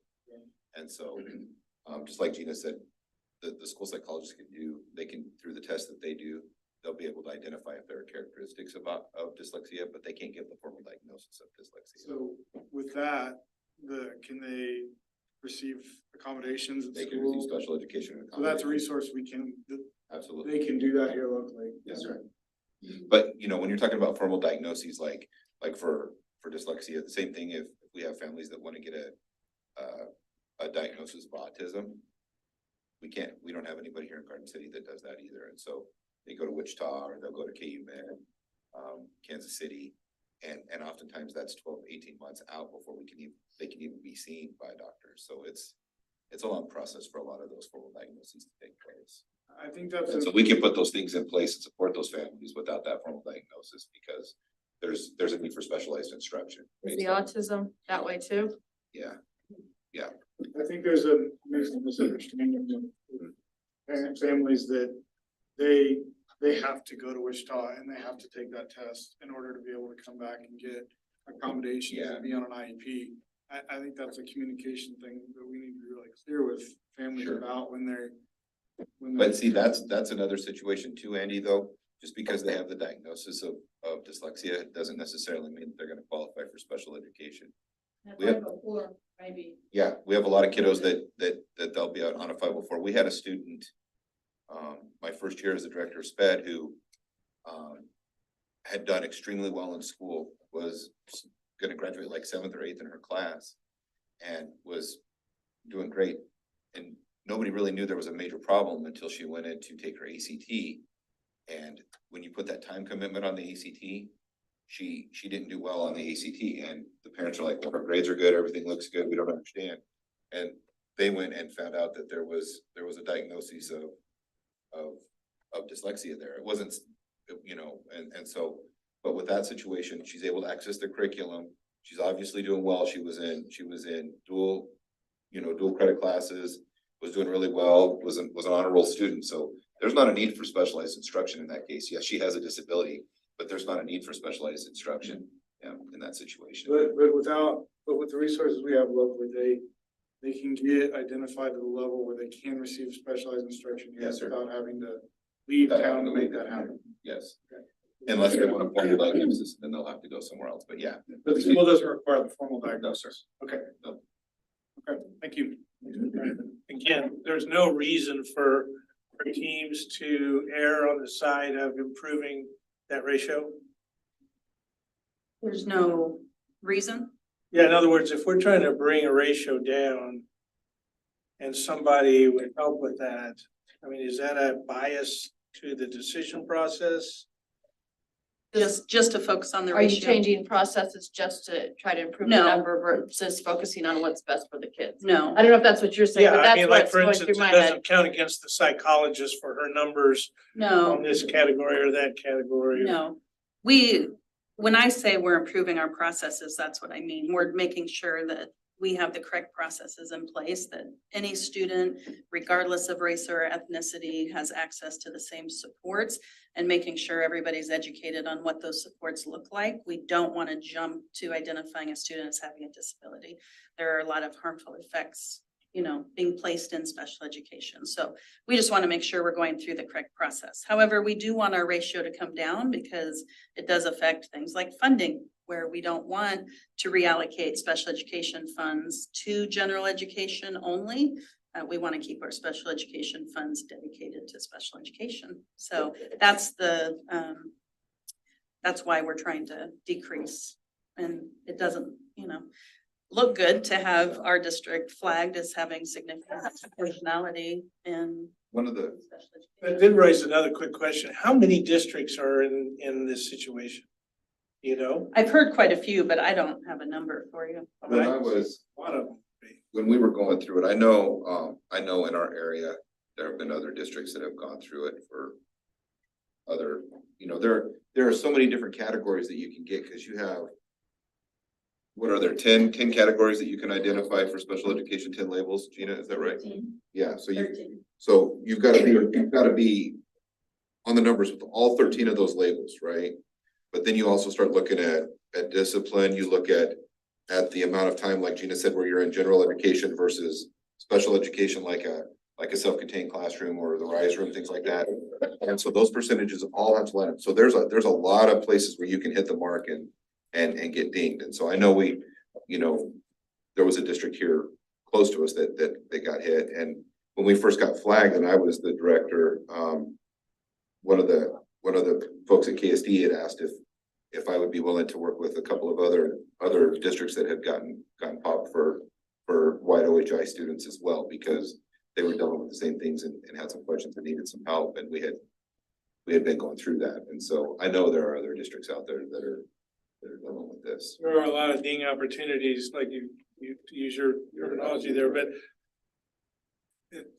at the same time, I see those ratios as just raising the question that something's hinky here. As far as statistically, it shouldn't be this way, disproportionality. But still, it comes back to the community and the students and the team and what's best to achieve our goals. Right. And so, yeah, nothing's more, as long as we're taking care of our child, I don't have a problem with us being disproportionately statistically off. As long as we're working on it and we're aware of it. Well, when we Ding is for the funding, I say that's punitive and that's. Yeah, it is. When we pulled all of our OHI files when I first started this process, we pulled the 71 files, and my whole message to the team was, we're going to look at each kid individually and determine whether this label is appropriate. We're gonna have these conversations, but we had some kids that were Hispanic, and we had some kids that we had a couple of kids that were Asian, where we moved them to different labels, or we dismissed them from SPED. We did other things because we need to look at all of our kids and not just that one group. And so because we did that, I think it probably slowed the process, but it was the right thing to do for our kids. It was the right thing to do by our kids. Like, for instance, we had one kiddo that was OHI because he had a diagnosis of Down syndrome. Well, that's not an OHI kiddo, that's an intellectual disability. And so we looked at changing that label. I mean, things like that. Well, and I will add that we found 2 out of our 42, which I said 1 or 2 students can shift our data significantly, since we're only talking about 42 students who are Hispanic. Their home language is Spanish. However, in Skyward, they're marked as white, not Hispanic. And so when they come through the enrollment process, the parents can mark whatever they want, and nobody, can check that or questions that. So those processes we're looking at as well, just making sure families are educated on, are you sure this is how you want to mark? We can't obviously encourage them to mark one over the other.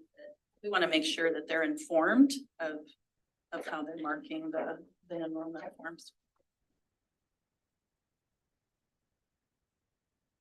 Thank you. Thank you.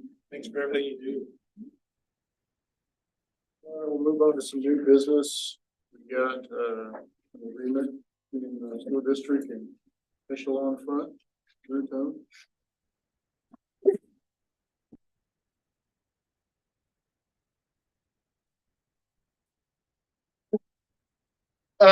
So about 3.5 years ago, the city of Garden City brought in a group called Echelon Front. Echelon Front, Jocko Willink, wrote a book, Extreme Ownership. Probably 5 or 6 years ago, he wrote a book called Extreme Ownership. And then he created a training course for all different types of leaders to go through to learn the fundamentals of efficient training, efficient leadership, and taking ownership of being a leader.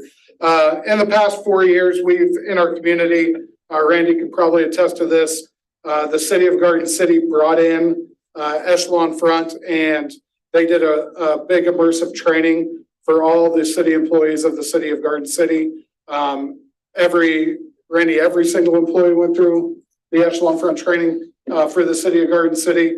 And once that happened, we all kind of run in the same circles. A lot of our SROs I got to talking to, a lot of our SROs and a lot of our police officers, and even Clay Payne out at the golf course, and just talking about the impact that that had on the city of Garden City and those leaders in those different pockets of the city of Garden City.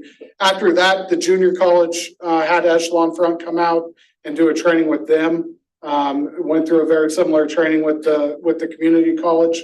And then this past year, Dr. Dominguez and some of the same people got discussing how Echelon Front could possibly help our leaders here in our school district. We really haven't had much leadership training for our administrative team, for our SAC team. Most of the training that we've gotten has been educational training, but we really haven't done much as far as teaching our leaders how to be better leaders, and to be more efficient leaders and to be more upfront as leaders. So I reached out to Echelon Front. I talked with the city of Garden City and talked with Courtney Pruitt with the police department. He gave me the information on Echelon Front. So I reached out to Echelon Front a couple months ago and started talking to them on possibly coming out to Garden City and what that would look like for us and training our leaders to go through this course. We really struggle with professional development days. On a side, we just don't have very many professional development days in our calendar. So the hard thing for us was, if we're going to do this, finding a time to actually get it in where we can get all of our admin team and our SAC trained with Echelon Front. So we were able to find January 3rd as that date. We called Echelon Front. We worked out the logistics on finding a time and a place for them to come in.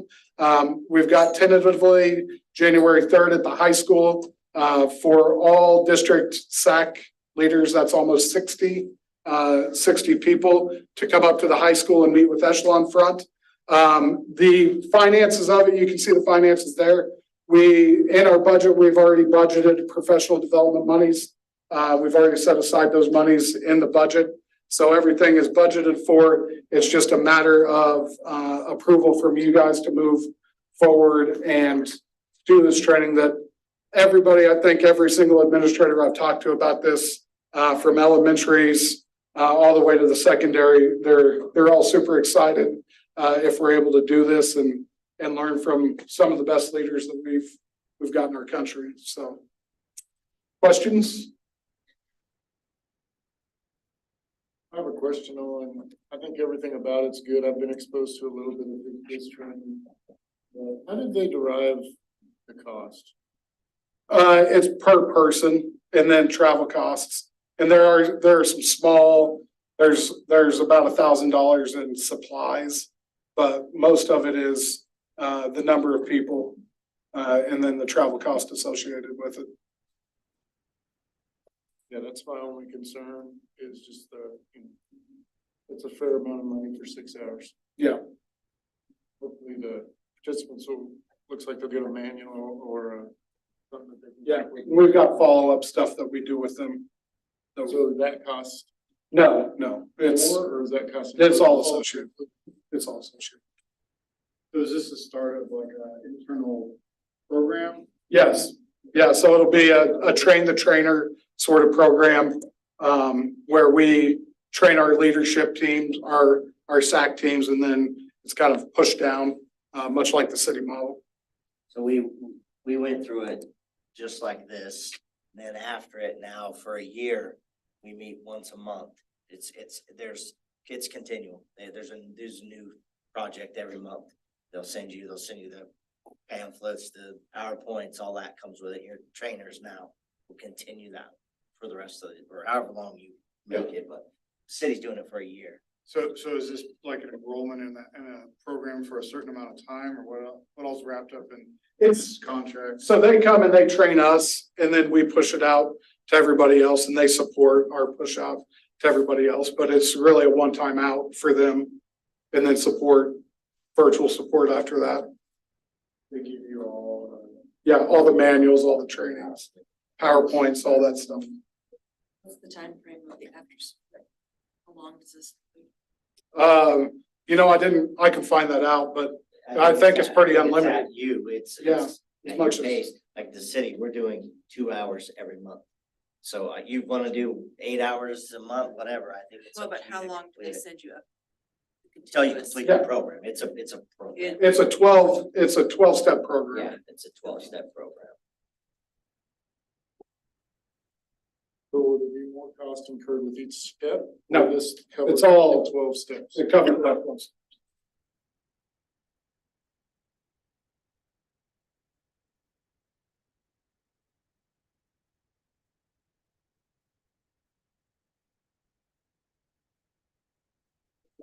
That, Drew and the team is asking for a vote on tonight. Any more questions or any more comment before we make a motion to approve? You felt it's been beneficial overall? Yeah, and it is on a lot of levels. You know, it's a little hard sometimes for the average person. You gotta get past the fact that they're a little gruff. These are special forces guys, you know, you gotta get past that machismo a little bit. But if you listen to the message, it's amazing. And the message is good. You just gotta break down a little bit of that barrier in the beginning, you know, but they're really great. Their trainers are great that they come out, male and female trainers. They're really good. Yeah, I do see value in it. So who in the district kind of stays the point person to ensure that this gets taken down to the building level and actually, you know, fully utilized? That'll be me.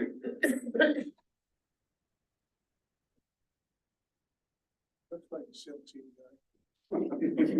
Far from it. I drowned, Mark.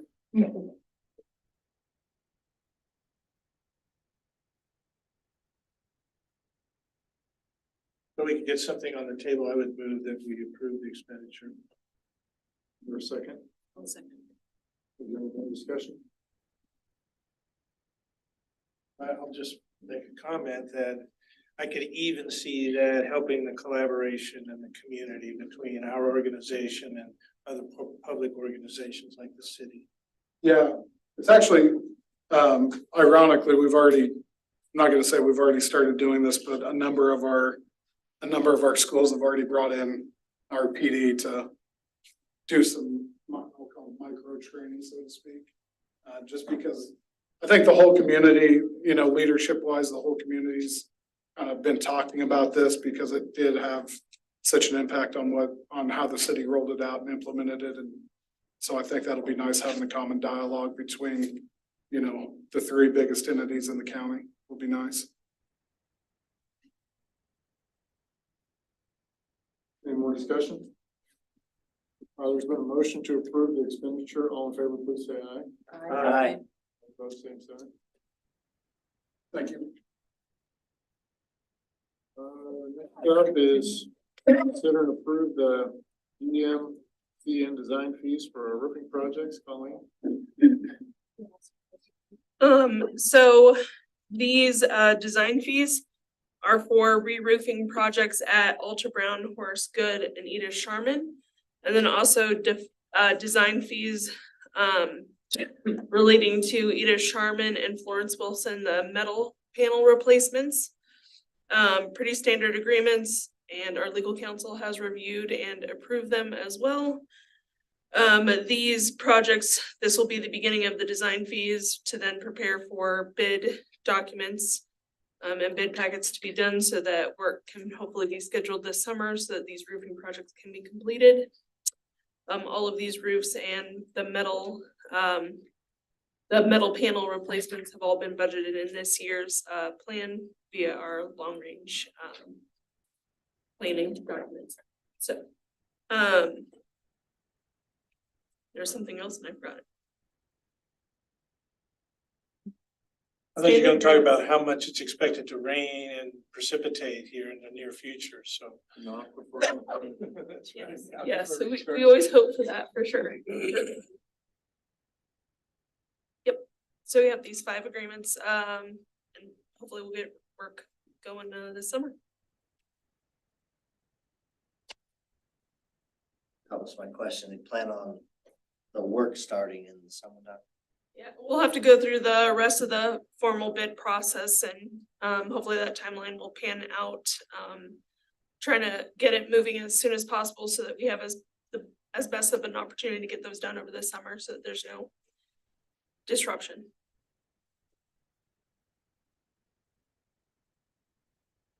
Get this on the table. Hopefully I'm not jumping the gun with the rest of my fellow board members, but I move that we authorize the expenditure. Motion to approve, for a second, Second. any more discussion? Just on the topic of discussion, it seemed like these were projects that were on buildings that we are under the gun, so to speak, to catch up, to repair and replace. And these are must do either now or in the future.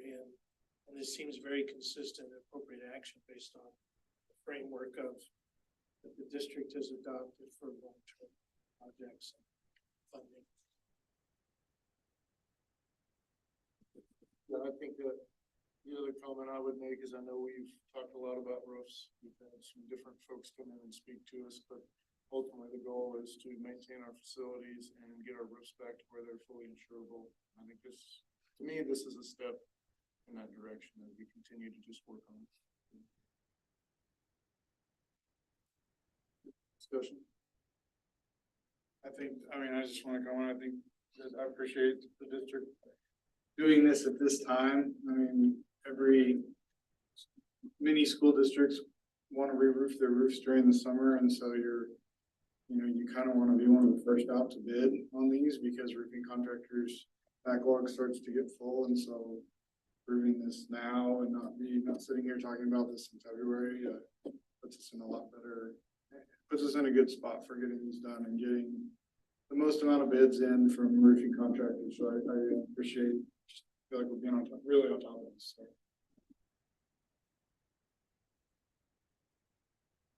Any more discussion? It's been moved and seconded that we approve the GMC and design fees for a roof. All in favor, please say aye. Aye. All opposed? Motion carries.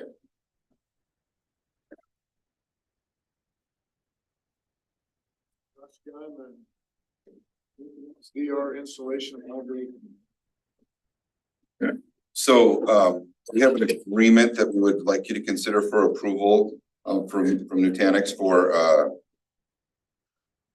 Technology is wanting to take and repurpose some of their older hardware to work to set up at the high school for failover. So that way, if there is a disaster here at the ESC, we would have the backup at the high school to support the data so that we wouldn't lose the data. So the agreement would be to have them come in and work with technology to set that up and get that in place to continue to work on that disaster recovery services that we need.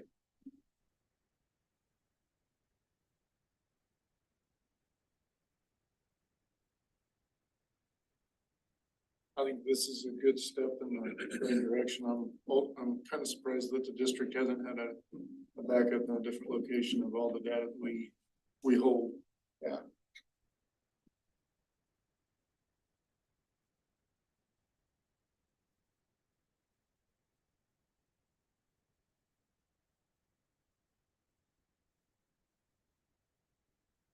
Discussion?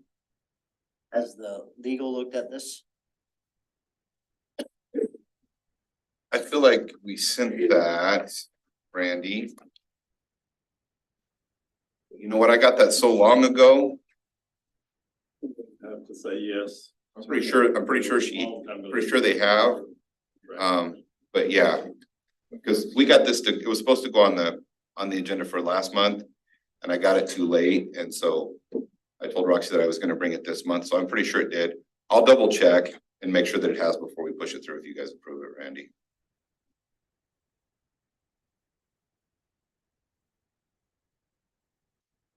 We can just add that to our motion. I just need to go look at my emails. I'm pretty sure that I've sent it to her. I just honestly don't remember. So many emails have gone back and forth with that stuff. Can you approve tonight, or can we just put it on the consent agenda next? Yeah, we can do that too. If you guys are more comfortable with that, I'm fine with that. Been approved. Yeah, I think that would be my, I'm comfortable with that if you guys are. recommendation. Sure. Just due to Randy's question, And I'll put it out in the minute with Mike on Friday and let you know for sure what I find. Well, if I haven't, then I will, but I'm 99.99% sure that I did. And I raised that question just for the simple fact, I know in dealing with security and data, some arguments about who owns the data, who can get, all that comes up sometimes and when you start storing data, so. We ran into that with our body camera footage and Yeah. that of storing it at a third party place. So Well, we'll be storing it. It'll all be stored here. It's just, Right, I they're got just you. helping us with I got settings, you. with I got setup. you. Yeah. But yeah, I'll double check to make sure. I'm sure I did, but I just honestly don't want to tell you that. And lie to you, so.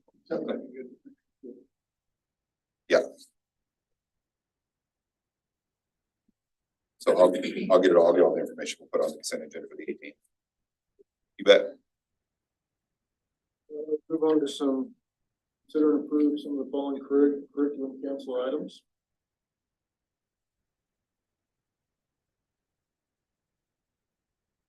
Good evening. Is this your debut?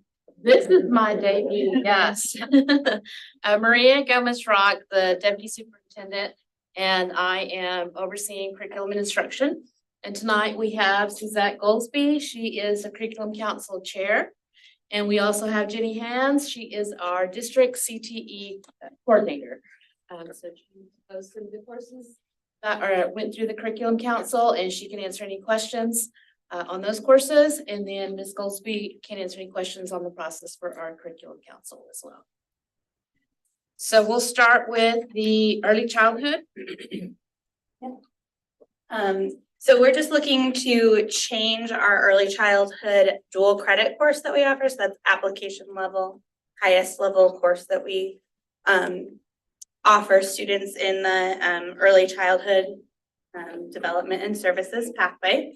And the reason we want to change it is it's almost exactly the same course, but this one is tiered at the college level, which means it is free to our students for the course we're currently doing, costs money.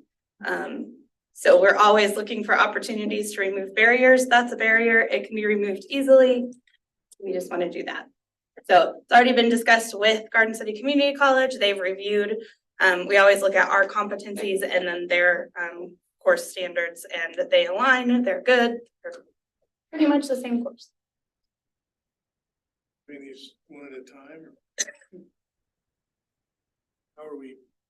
Approving them. How are we? I think we should probably just go one at a time. No, actually, let's do them all.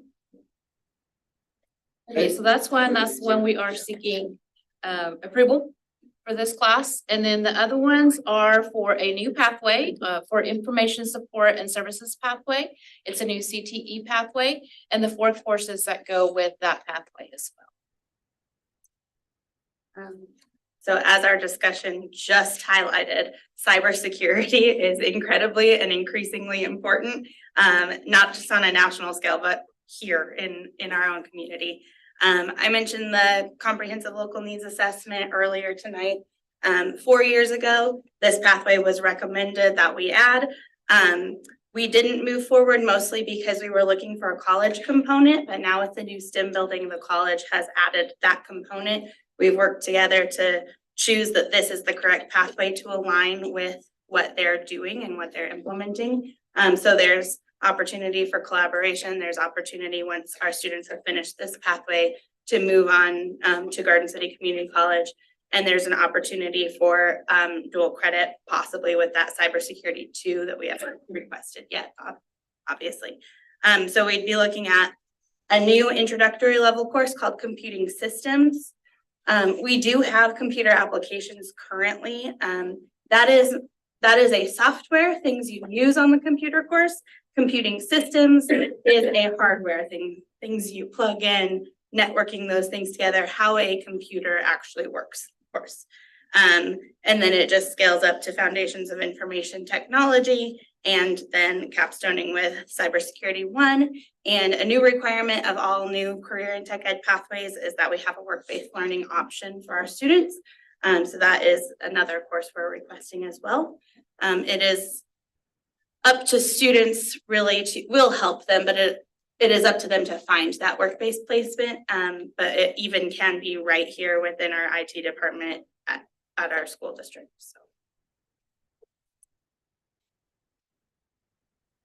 Any questions? I should add, we currently have the web and digital communications pathway, so if students are interested in computers at all, that is really the only place we have to put them. That is more web page design, Photoshop, InDesign, very software based too. So we really do have a lack in information support. And that's obviously an industry that's growing. Yeah, this is a growing industry in our community. Definitely need more and more folks with this skill set. And security and that, this is the future. I appreciate all the partnerships. It really expanded over the last several years, so it's taken a lot of hard work, I know. Yes, it has. Thank you. We always try to work together and make sure that we do things that are good for our kids from all the way through the program, that we have consistency. And I have an 8th grader that, I don't know if it's safe for you to teach him these skills or not, but. It's interesting. Yeah. Might be a test. Yeah. The only thing, we educate our students on how to hack us. We'll put that on the table, all these on the table. This is it, right? We don't have any. I would move that we approve these, as presented.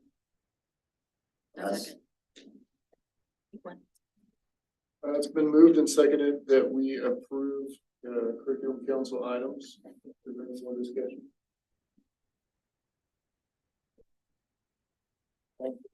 Say aye. Aye. Opposed, same sign. Thank you so much for all Thank your you. work. Yeah. Easy debut.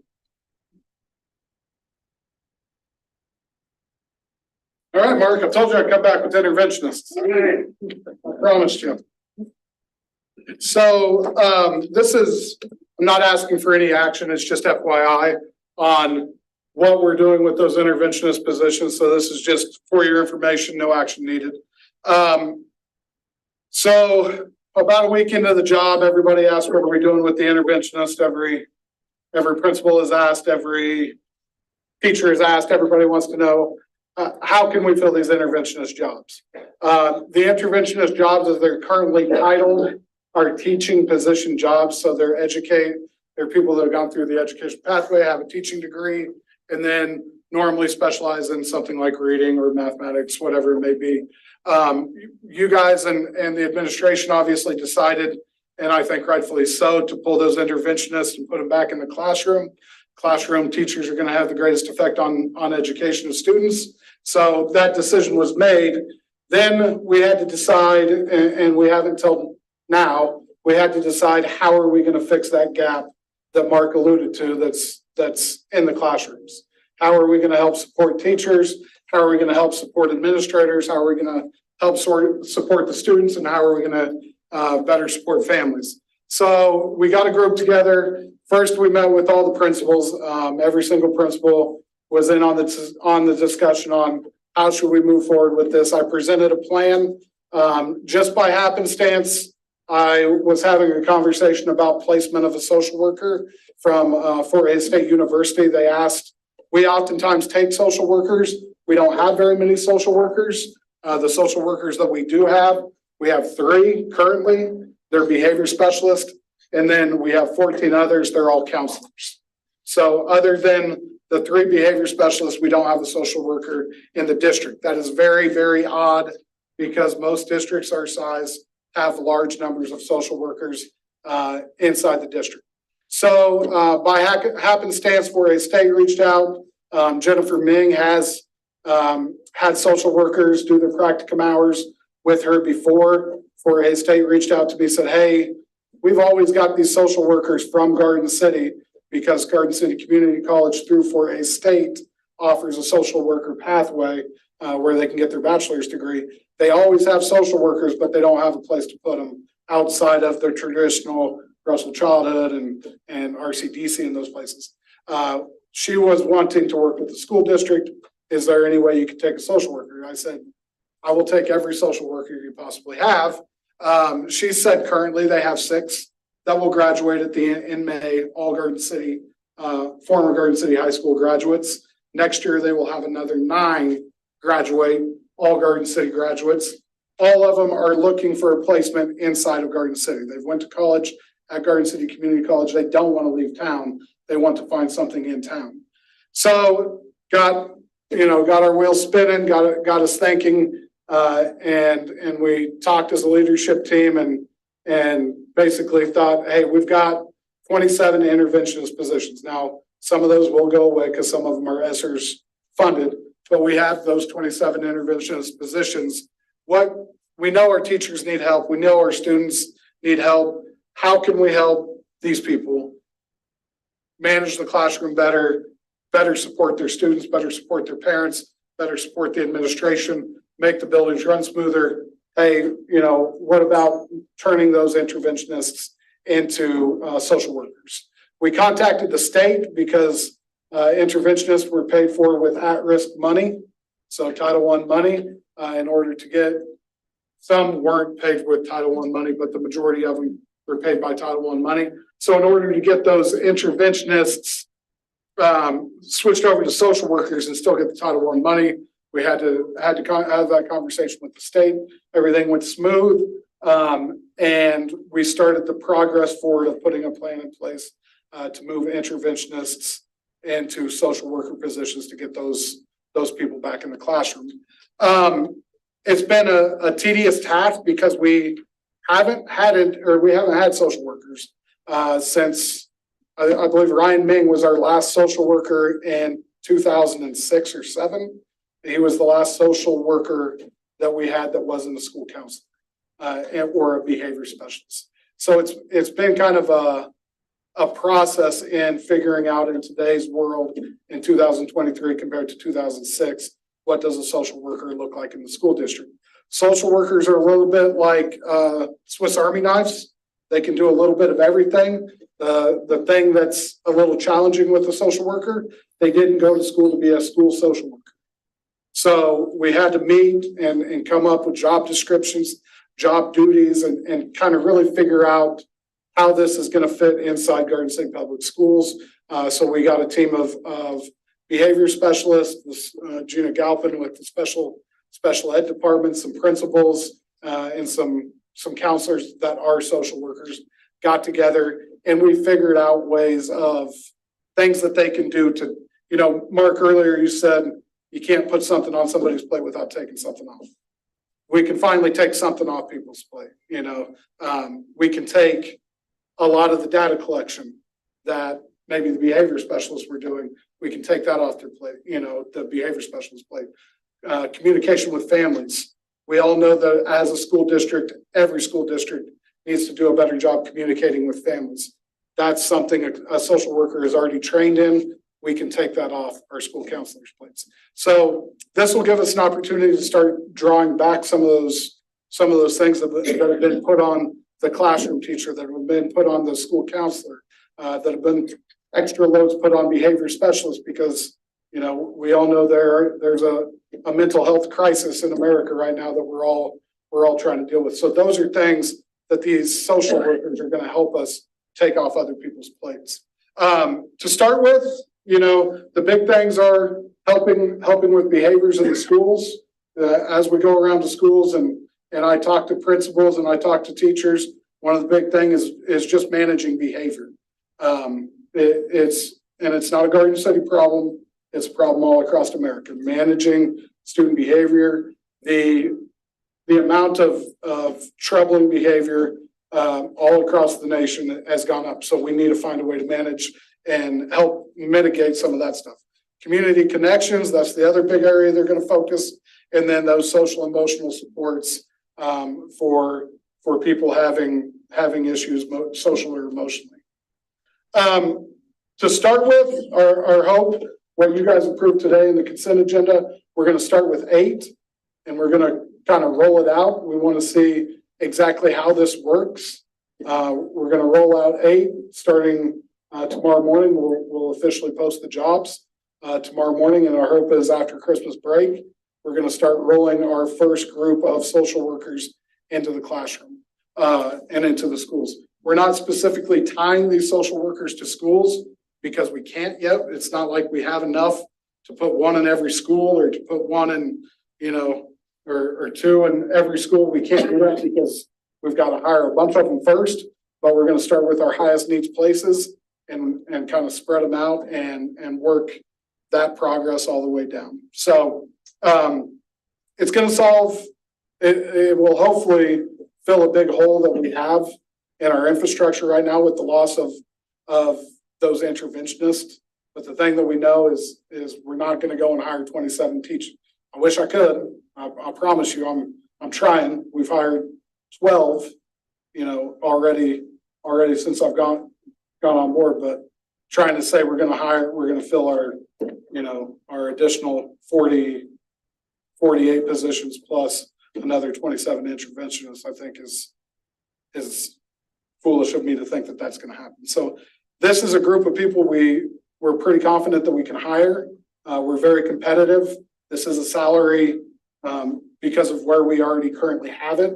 It's a salary that's very competitive inside our community, especially with our calendar. The calendar that we have as a school district, they'll be placed on a teaching calendar, on a teacher's calendar. So that's a very competitive thing compared to the rest of our community and the calendar that those social workers are currently working. So we think we can be very competitive.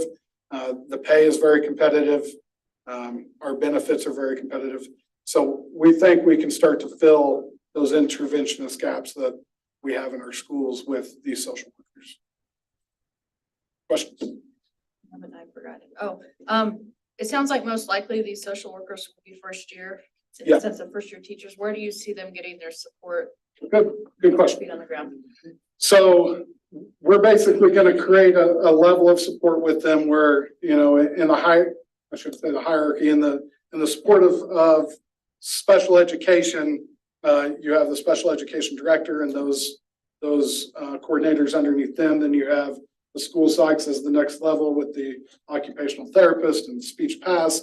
And then you have underneath that, you have our behavior specialists, and then you have these guys. And so it's going to be a trickle down on educating them. But the other great thing that we're working with is Newman University. In conjunction with us, Newman University has applied for a $1.2 million grant. And what that will do is all of these social workers that are coming in as bachelor level social workers, assuming they get the grant, they'll have the opportunity to go to Newman University to get their master's, and it'll be almost completely paid for by this grant because we're such a high needs area for social workers, master level social workers. So selfishly, Newman was on, it'd be online. yeah. And selfishly, it's one of two things. We'll also pay, we also have the $5,000 that we can pay to do further education with them. But my hope is we start getting some of these social workers in. Maybe some of them want to become teachers. Maybe some of them want to go get their master's in social work. Either thing is fine for us. Either thing is going to be beneficial for our district.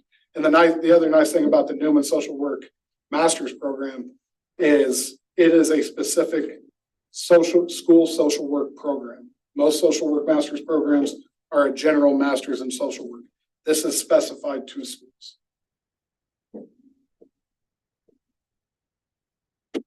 I'm gonna have more questions. Sounds like an exciting plan. The scaffolding, of course, is really big. Yeah. We've touched base on this before. When you get students out of college, fresh out of college, it's such a different world. So there's all kinds of a transition already for them. Yeah. That's needed. And we've talked about that in our new teachers. And now these are even going to be a created position. So we're all sort of feeling our way through. Now, one of the issues in the past for like coaches was coaches we used at one point for coaching the teachers, Yeah. as opposed to seeing students. Yeah. And this is the need on seeing students as interventionists. So that's what they're going to do, right? Is primarily see students? Primarily see students. That's the students and families. Yeah. I mean, students and families. And that's the big thing about this in my discussion, both with the behavior specialist, with Gina Galpin as our special ed director, with the psychs, with the principals. The biggest thing about this is we're going to give them tasks that take things off other people's plates, but are very limited in scope. So they're going to do these specific things. You know, one of the problems in education is people are trained to do so much. As you know, a speech path is trained to do so much. They can't possibly do all of that inside the school setting. OTs and OP, they're all trained to do so much, but within a school setting. So we have to be, and we have been very deliberate on these are the things you are going to do, these specific things, because if we don't do that, they are kind of wandering in the wind. The other thing that you guys approved, and again, they're all just position changes. It's not like we're adding or subtracting positions, but we had a halftime behavior specialist, and we had another halftime that we'd never filled. So we combined that to create another behavior specialist, which gives us another tier, another person in that tier to help support these social workers underneath them.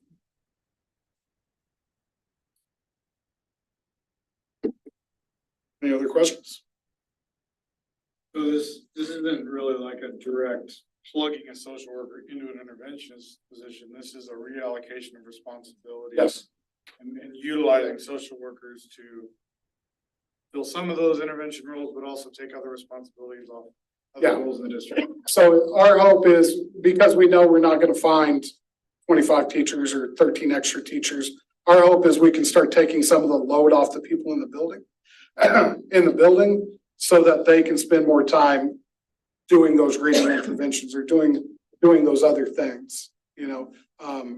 One problem a lot of districts are running into, and we're no different, is the proportion of, and we talked about disproportionality, proportion of special ed students that are being expelled or serving OSS or ISS, where everybody across the state is going to feel this eventually. Everybody's going to get quote unquote dinged. This is preemptive and stopping that from happening for us. It'll help with those special ed students that are having behavior issues at school and intervene, be that interventionist piece prior to them doing something overly foolish that gets them kicked out of school. So it's still an interventionist, but not like their traditional interventionist, like a reading interventionist or a math interventionist, like you would have seen with our old interventionist pieces. Okay, we're going to keep moving forward with it. You'll probably, over time, as we fill these positions, if I get 8 filled, I'm going to get a few more.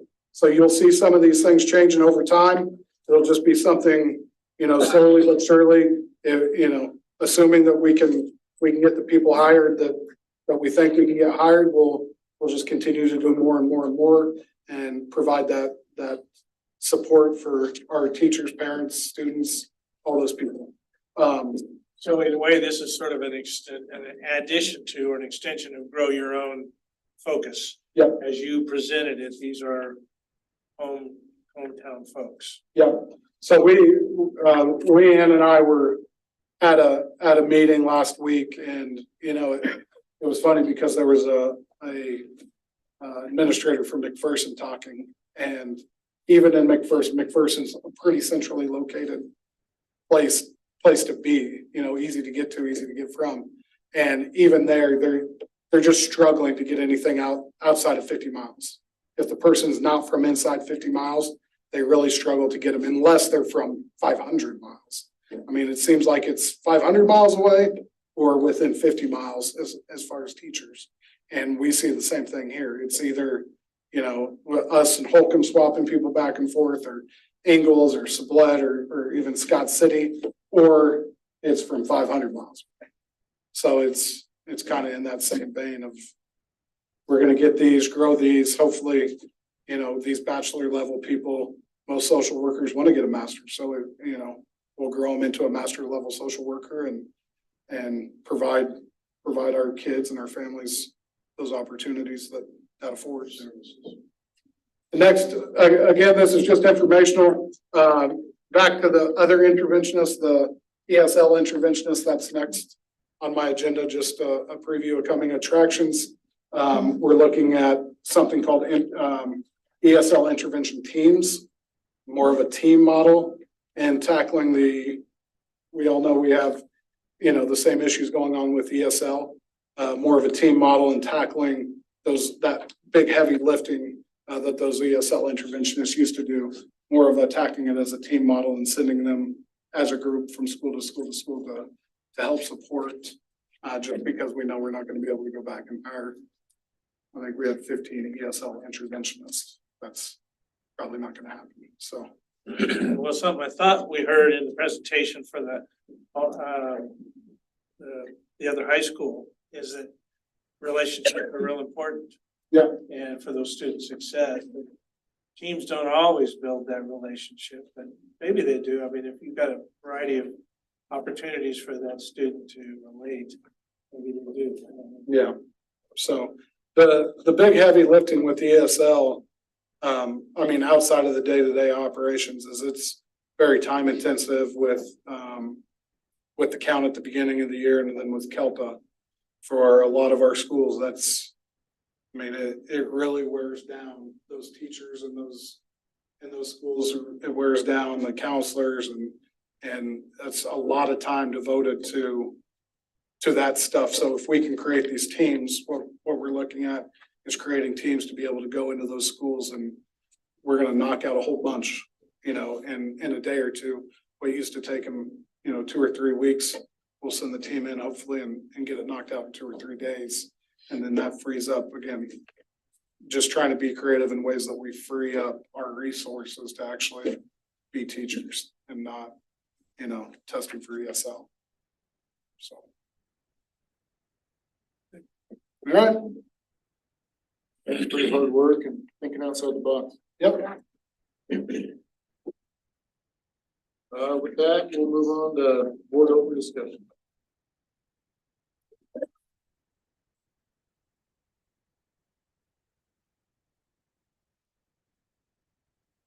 First, I congratulate Mark and Jennifer for all the service and the commitment that you've given to this community and the school district.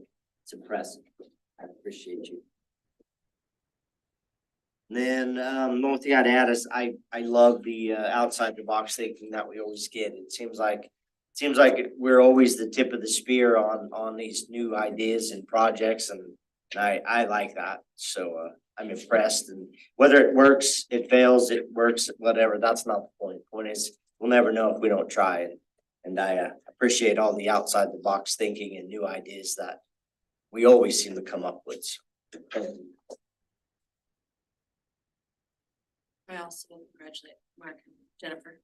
It's a lot of years. Good job on that. Thank you. Was able to do the Crystal Apple Awards a couple weeks ago. It's always something fun to go to and hear all the history and stories behind some of the teachers. End of the year.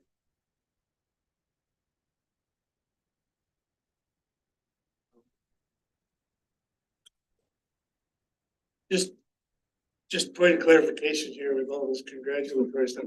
Am I required to come tomorrow at this special meeting? It's not January yet. Yeah, it's not January. That's the short answer. That is. Well, I want to say thanks for putting up with me on this side of the table. And to the new board members coming on. I'm sure you won't have as many questions as I did, but if you ever have questions or need support, I'm not going anywhere. I'm still gonna be in the district for a while, so I'm always open to brainstorming ideas and seeing where everything's at. So congratulations to you guys. Look forward to seeing you in these chairs. I don't want to be the one not to congratulate you. Thank you both also for your But I also just want to thank you because for, I think the content tonight was really focused on what we're doing to improve as a district. Not to say we don't want to, hear reports of, not that we just want to hear. I guess it's good to hear the positives, but, and I want to continue to be able to hear that, but having kind of the meat of the discussion of areas where we're focusing our attention and being really transparent about that. I just appreciate that. That's what we're spending time in this board and focusing on. So thank you. I might just chime in and say that I keep trying to stump the staff on questions and it just doesn't happen. Because they have done their homework and they're really good. And, when we look at the issues that we face as a district, as a community, but specifically as 457, there's a lot of challenges there. And from an old perspective of, let's just say 10 years ago, some of the stuff we're facing is just fearful. But yet at the same time, when you look at the methodologies and the success stories and the institutional knowledge and professional skill of our staff, I think things are coming through even in a diversity of thought environment. I've always said that's a strength, particularly on a board, as long as you're communicating and you have data. And that seems to keep coming. And then the new ideas. So I'm pretty excited on the situation that the community is in right now as far as resources.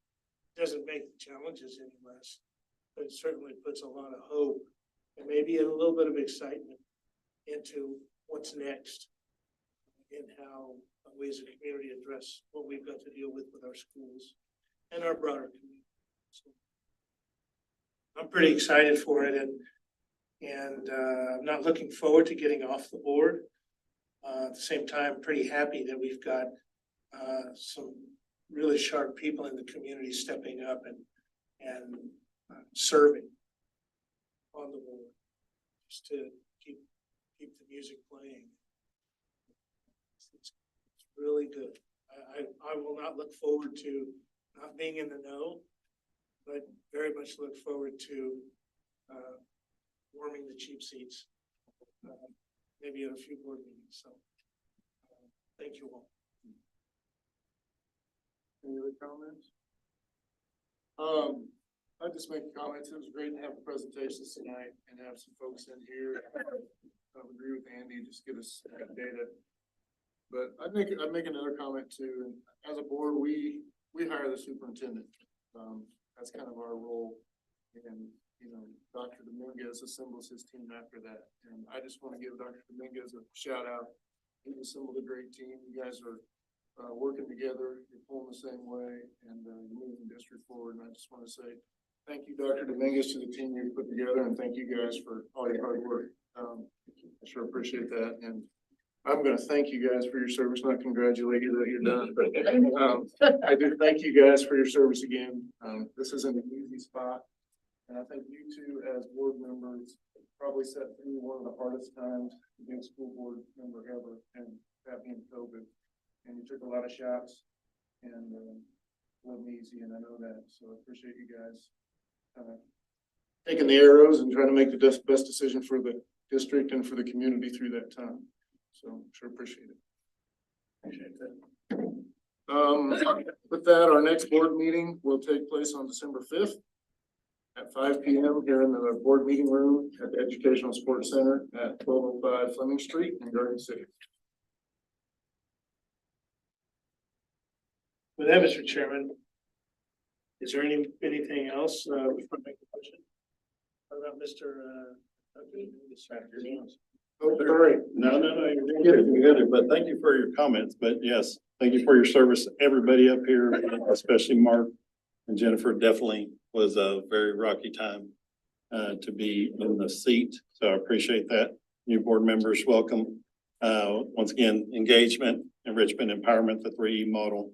We talked about remote learning, we talked about our helpless students, we talked about disproportionality, our leadership training. We're going to continue to grow our people, which is first and foremost our coaching model, not just a one-time thing, but continued.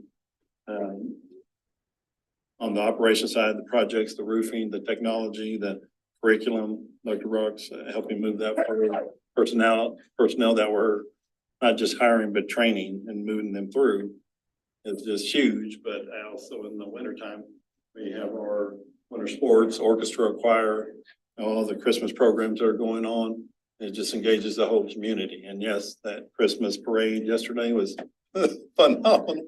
That was crazy. So anytime you can get that many people together and then going in the same direction is just really strong, really powerful. So really feel for USD 4573 models working, we're engaging, enriching, empowering everybody. And that's the plan. So thank you. Sure. With that, I would. That we adjourn. Okay. Moved and seconded that we adjourn. Any discussion? All in favor, please say aye. Aye. Opposed?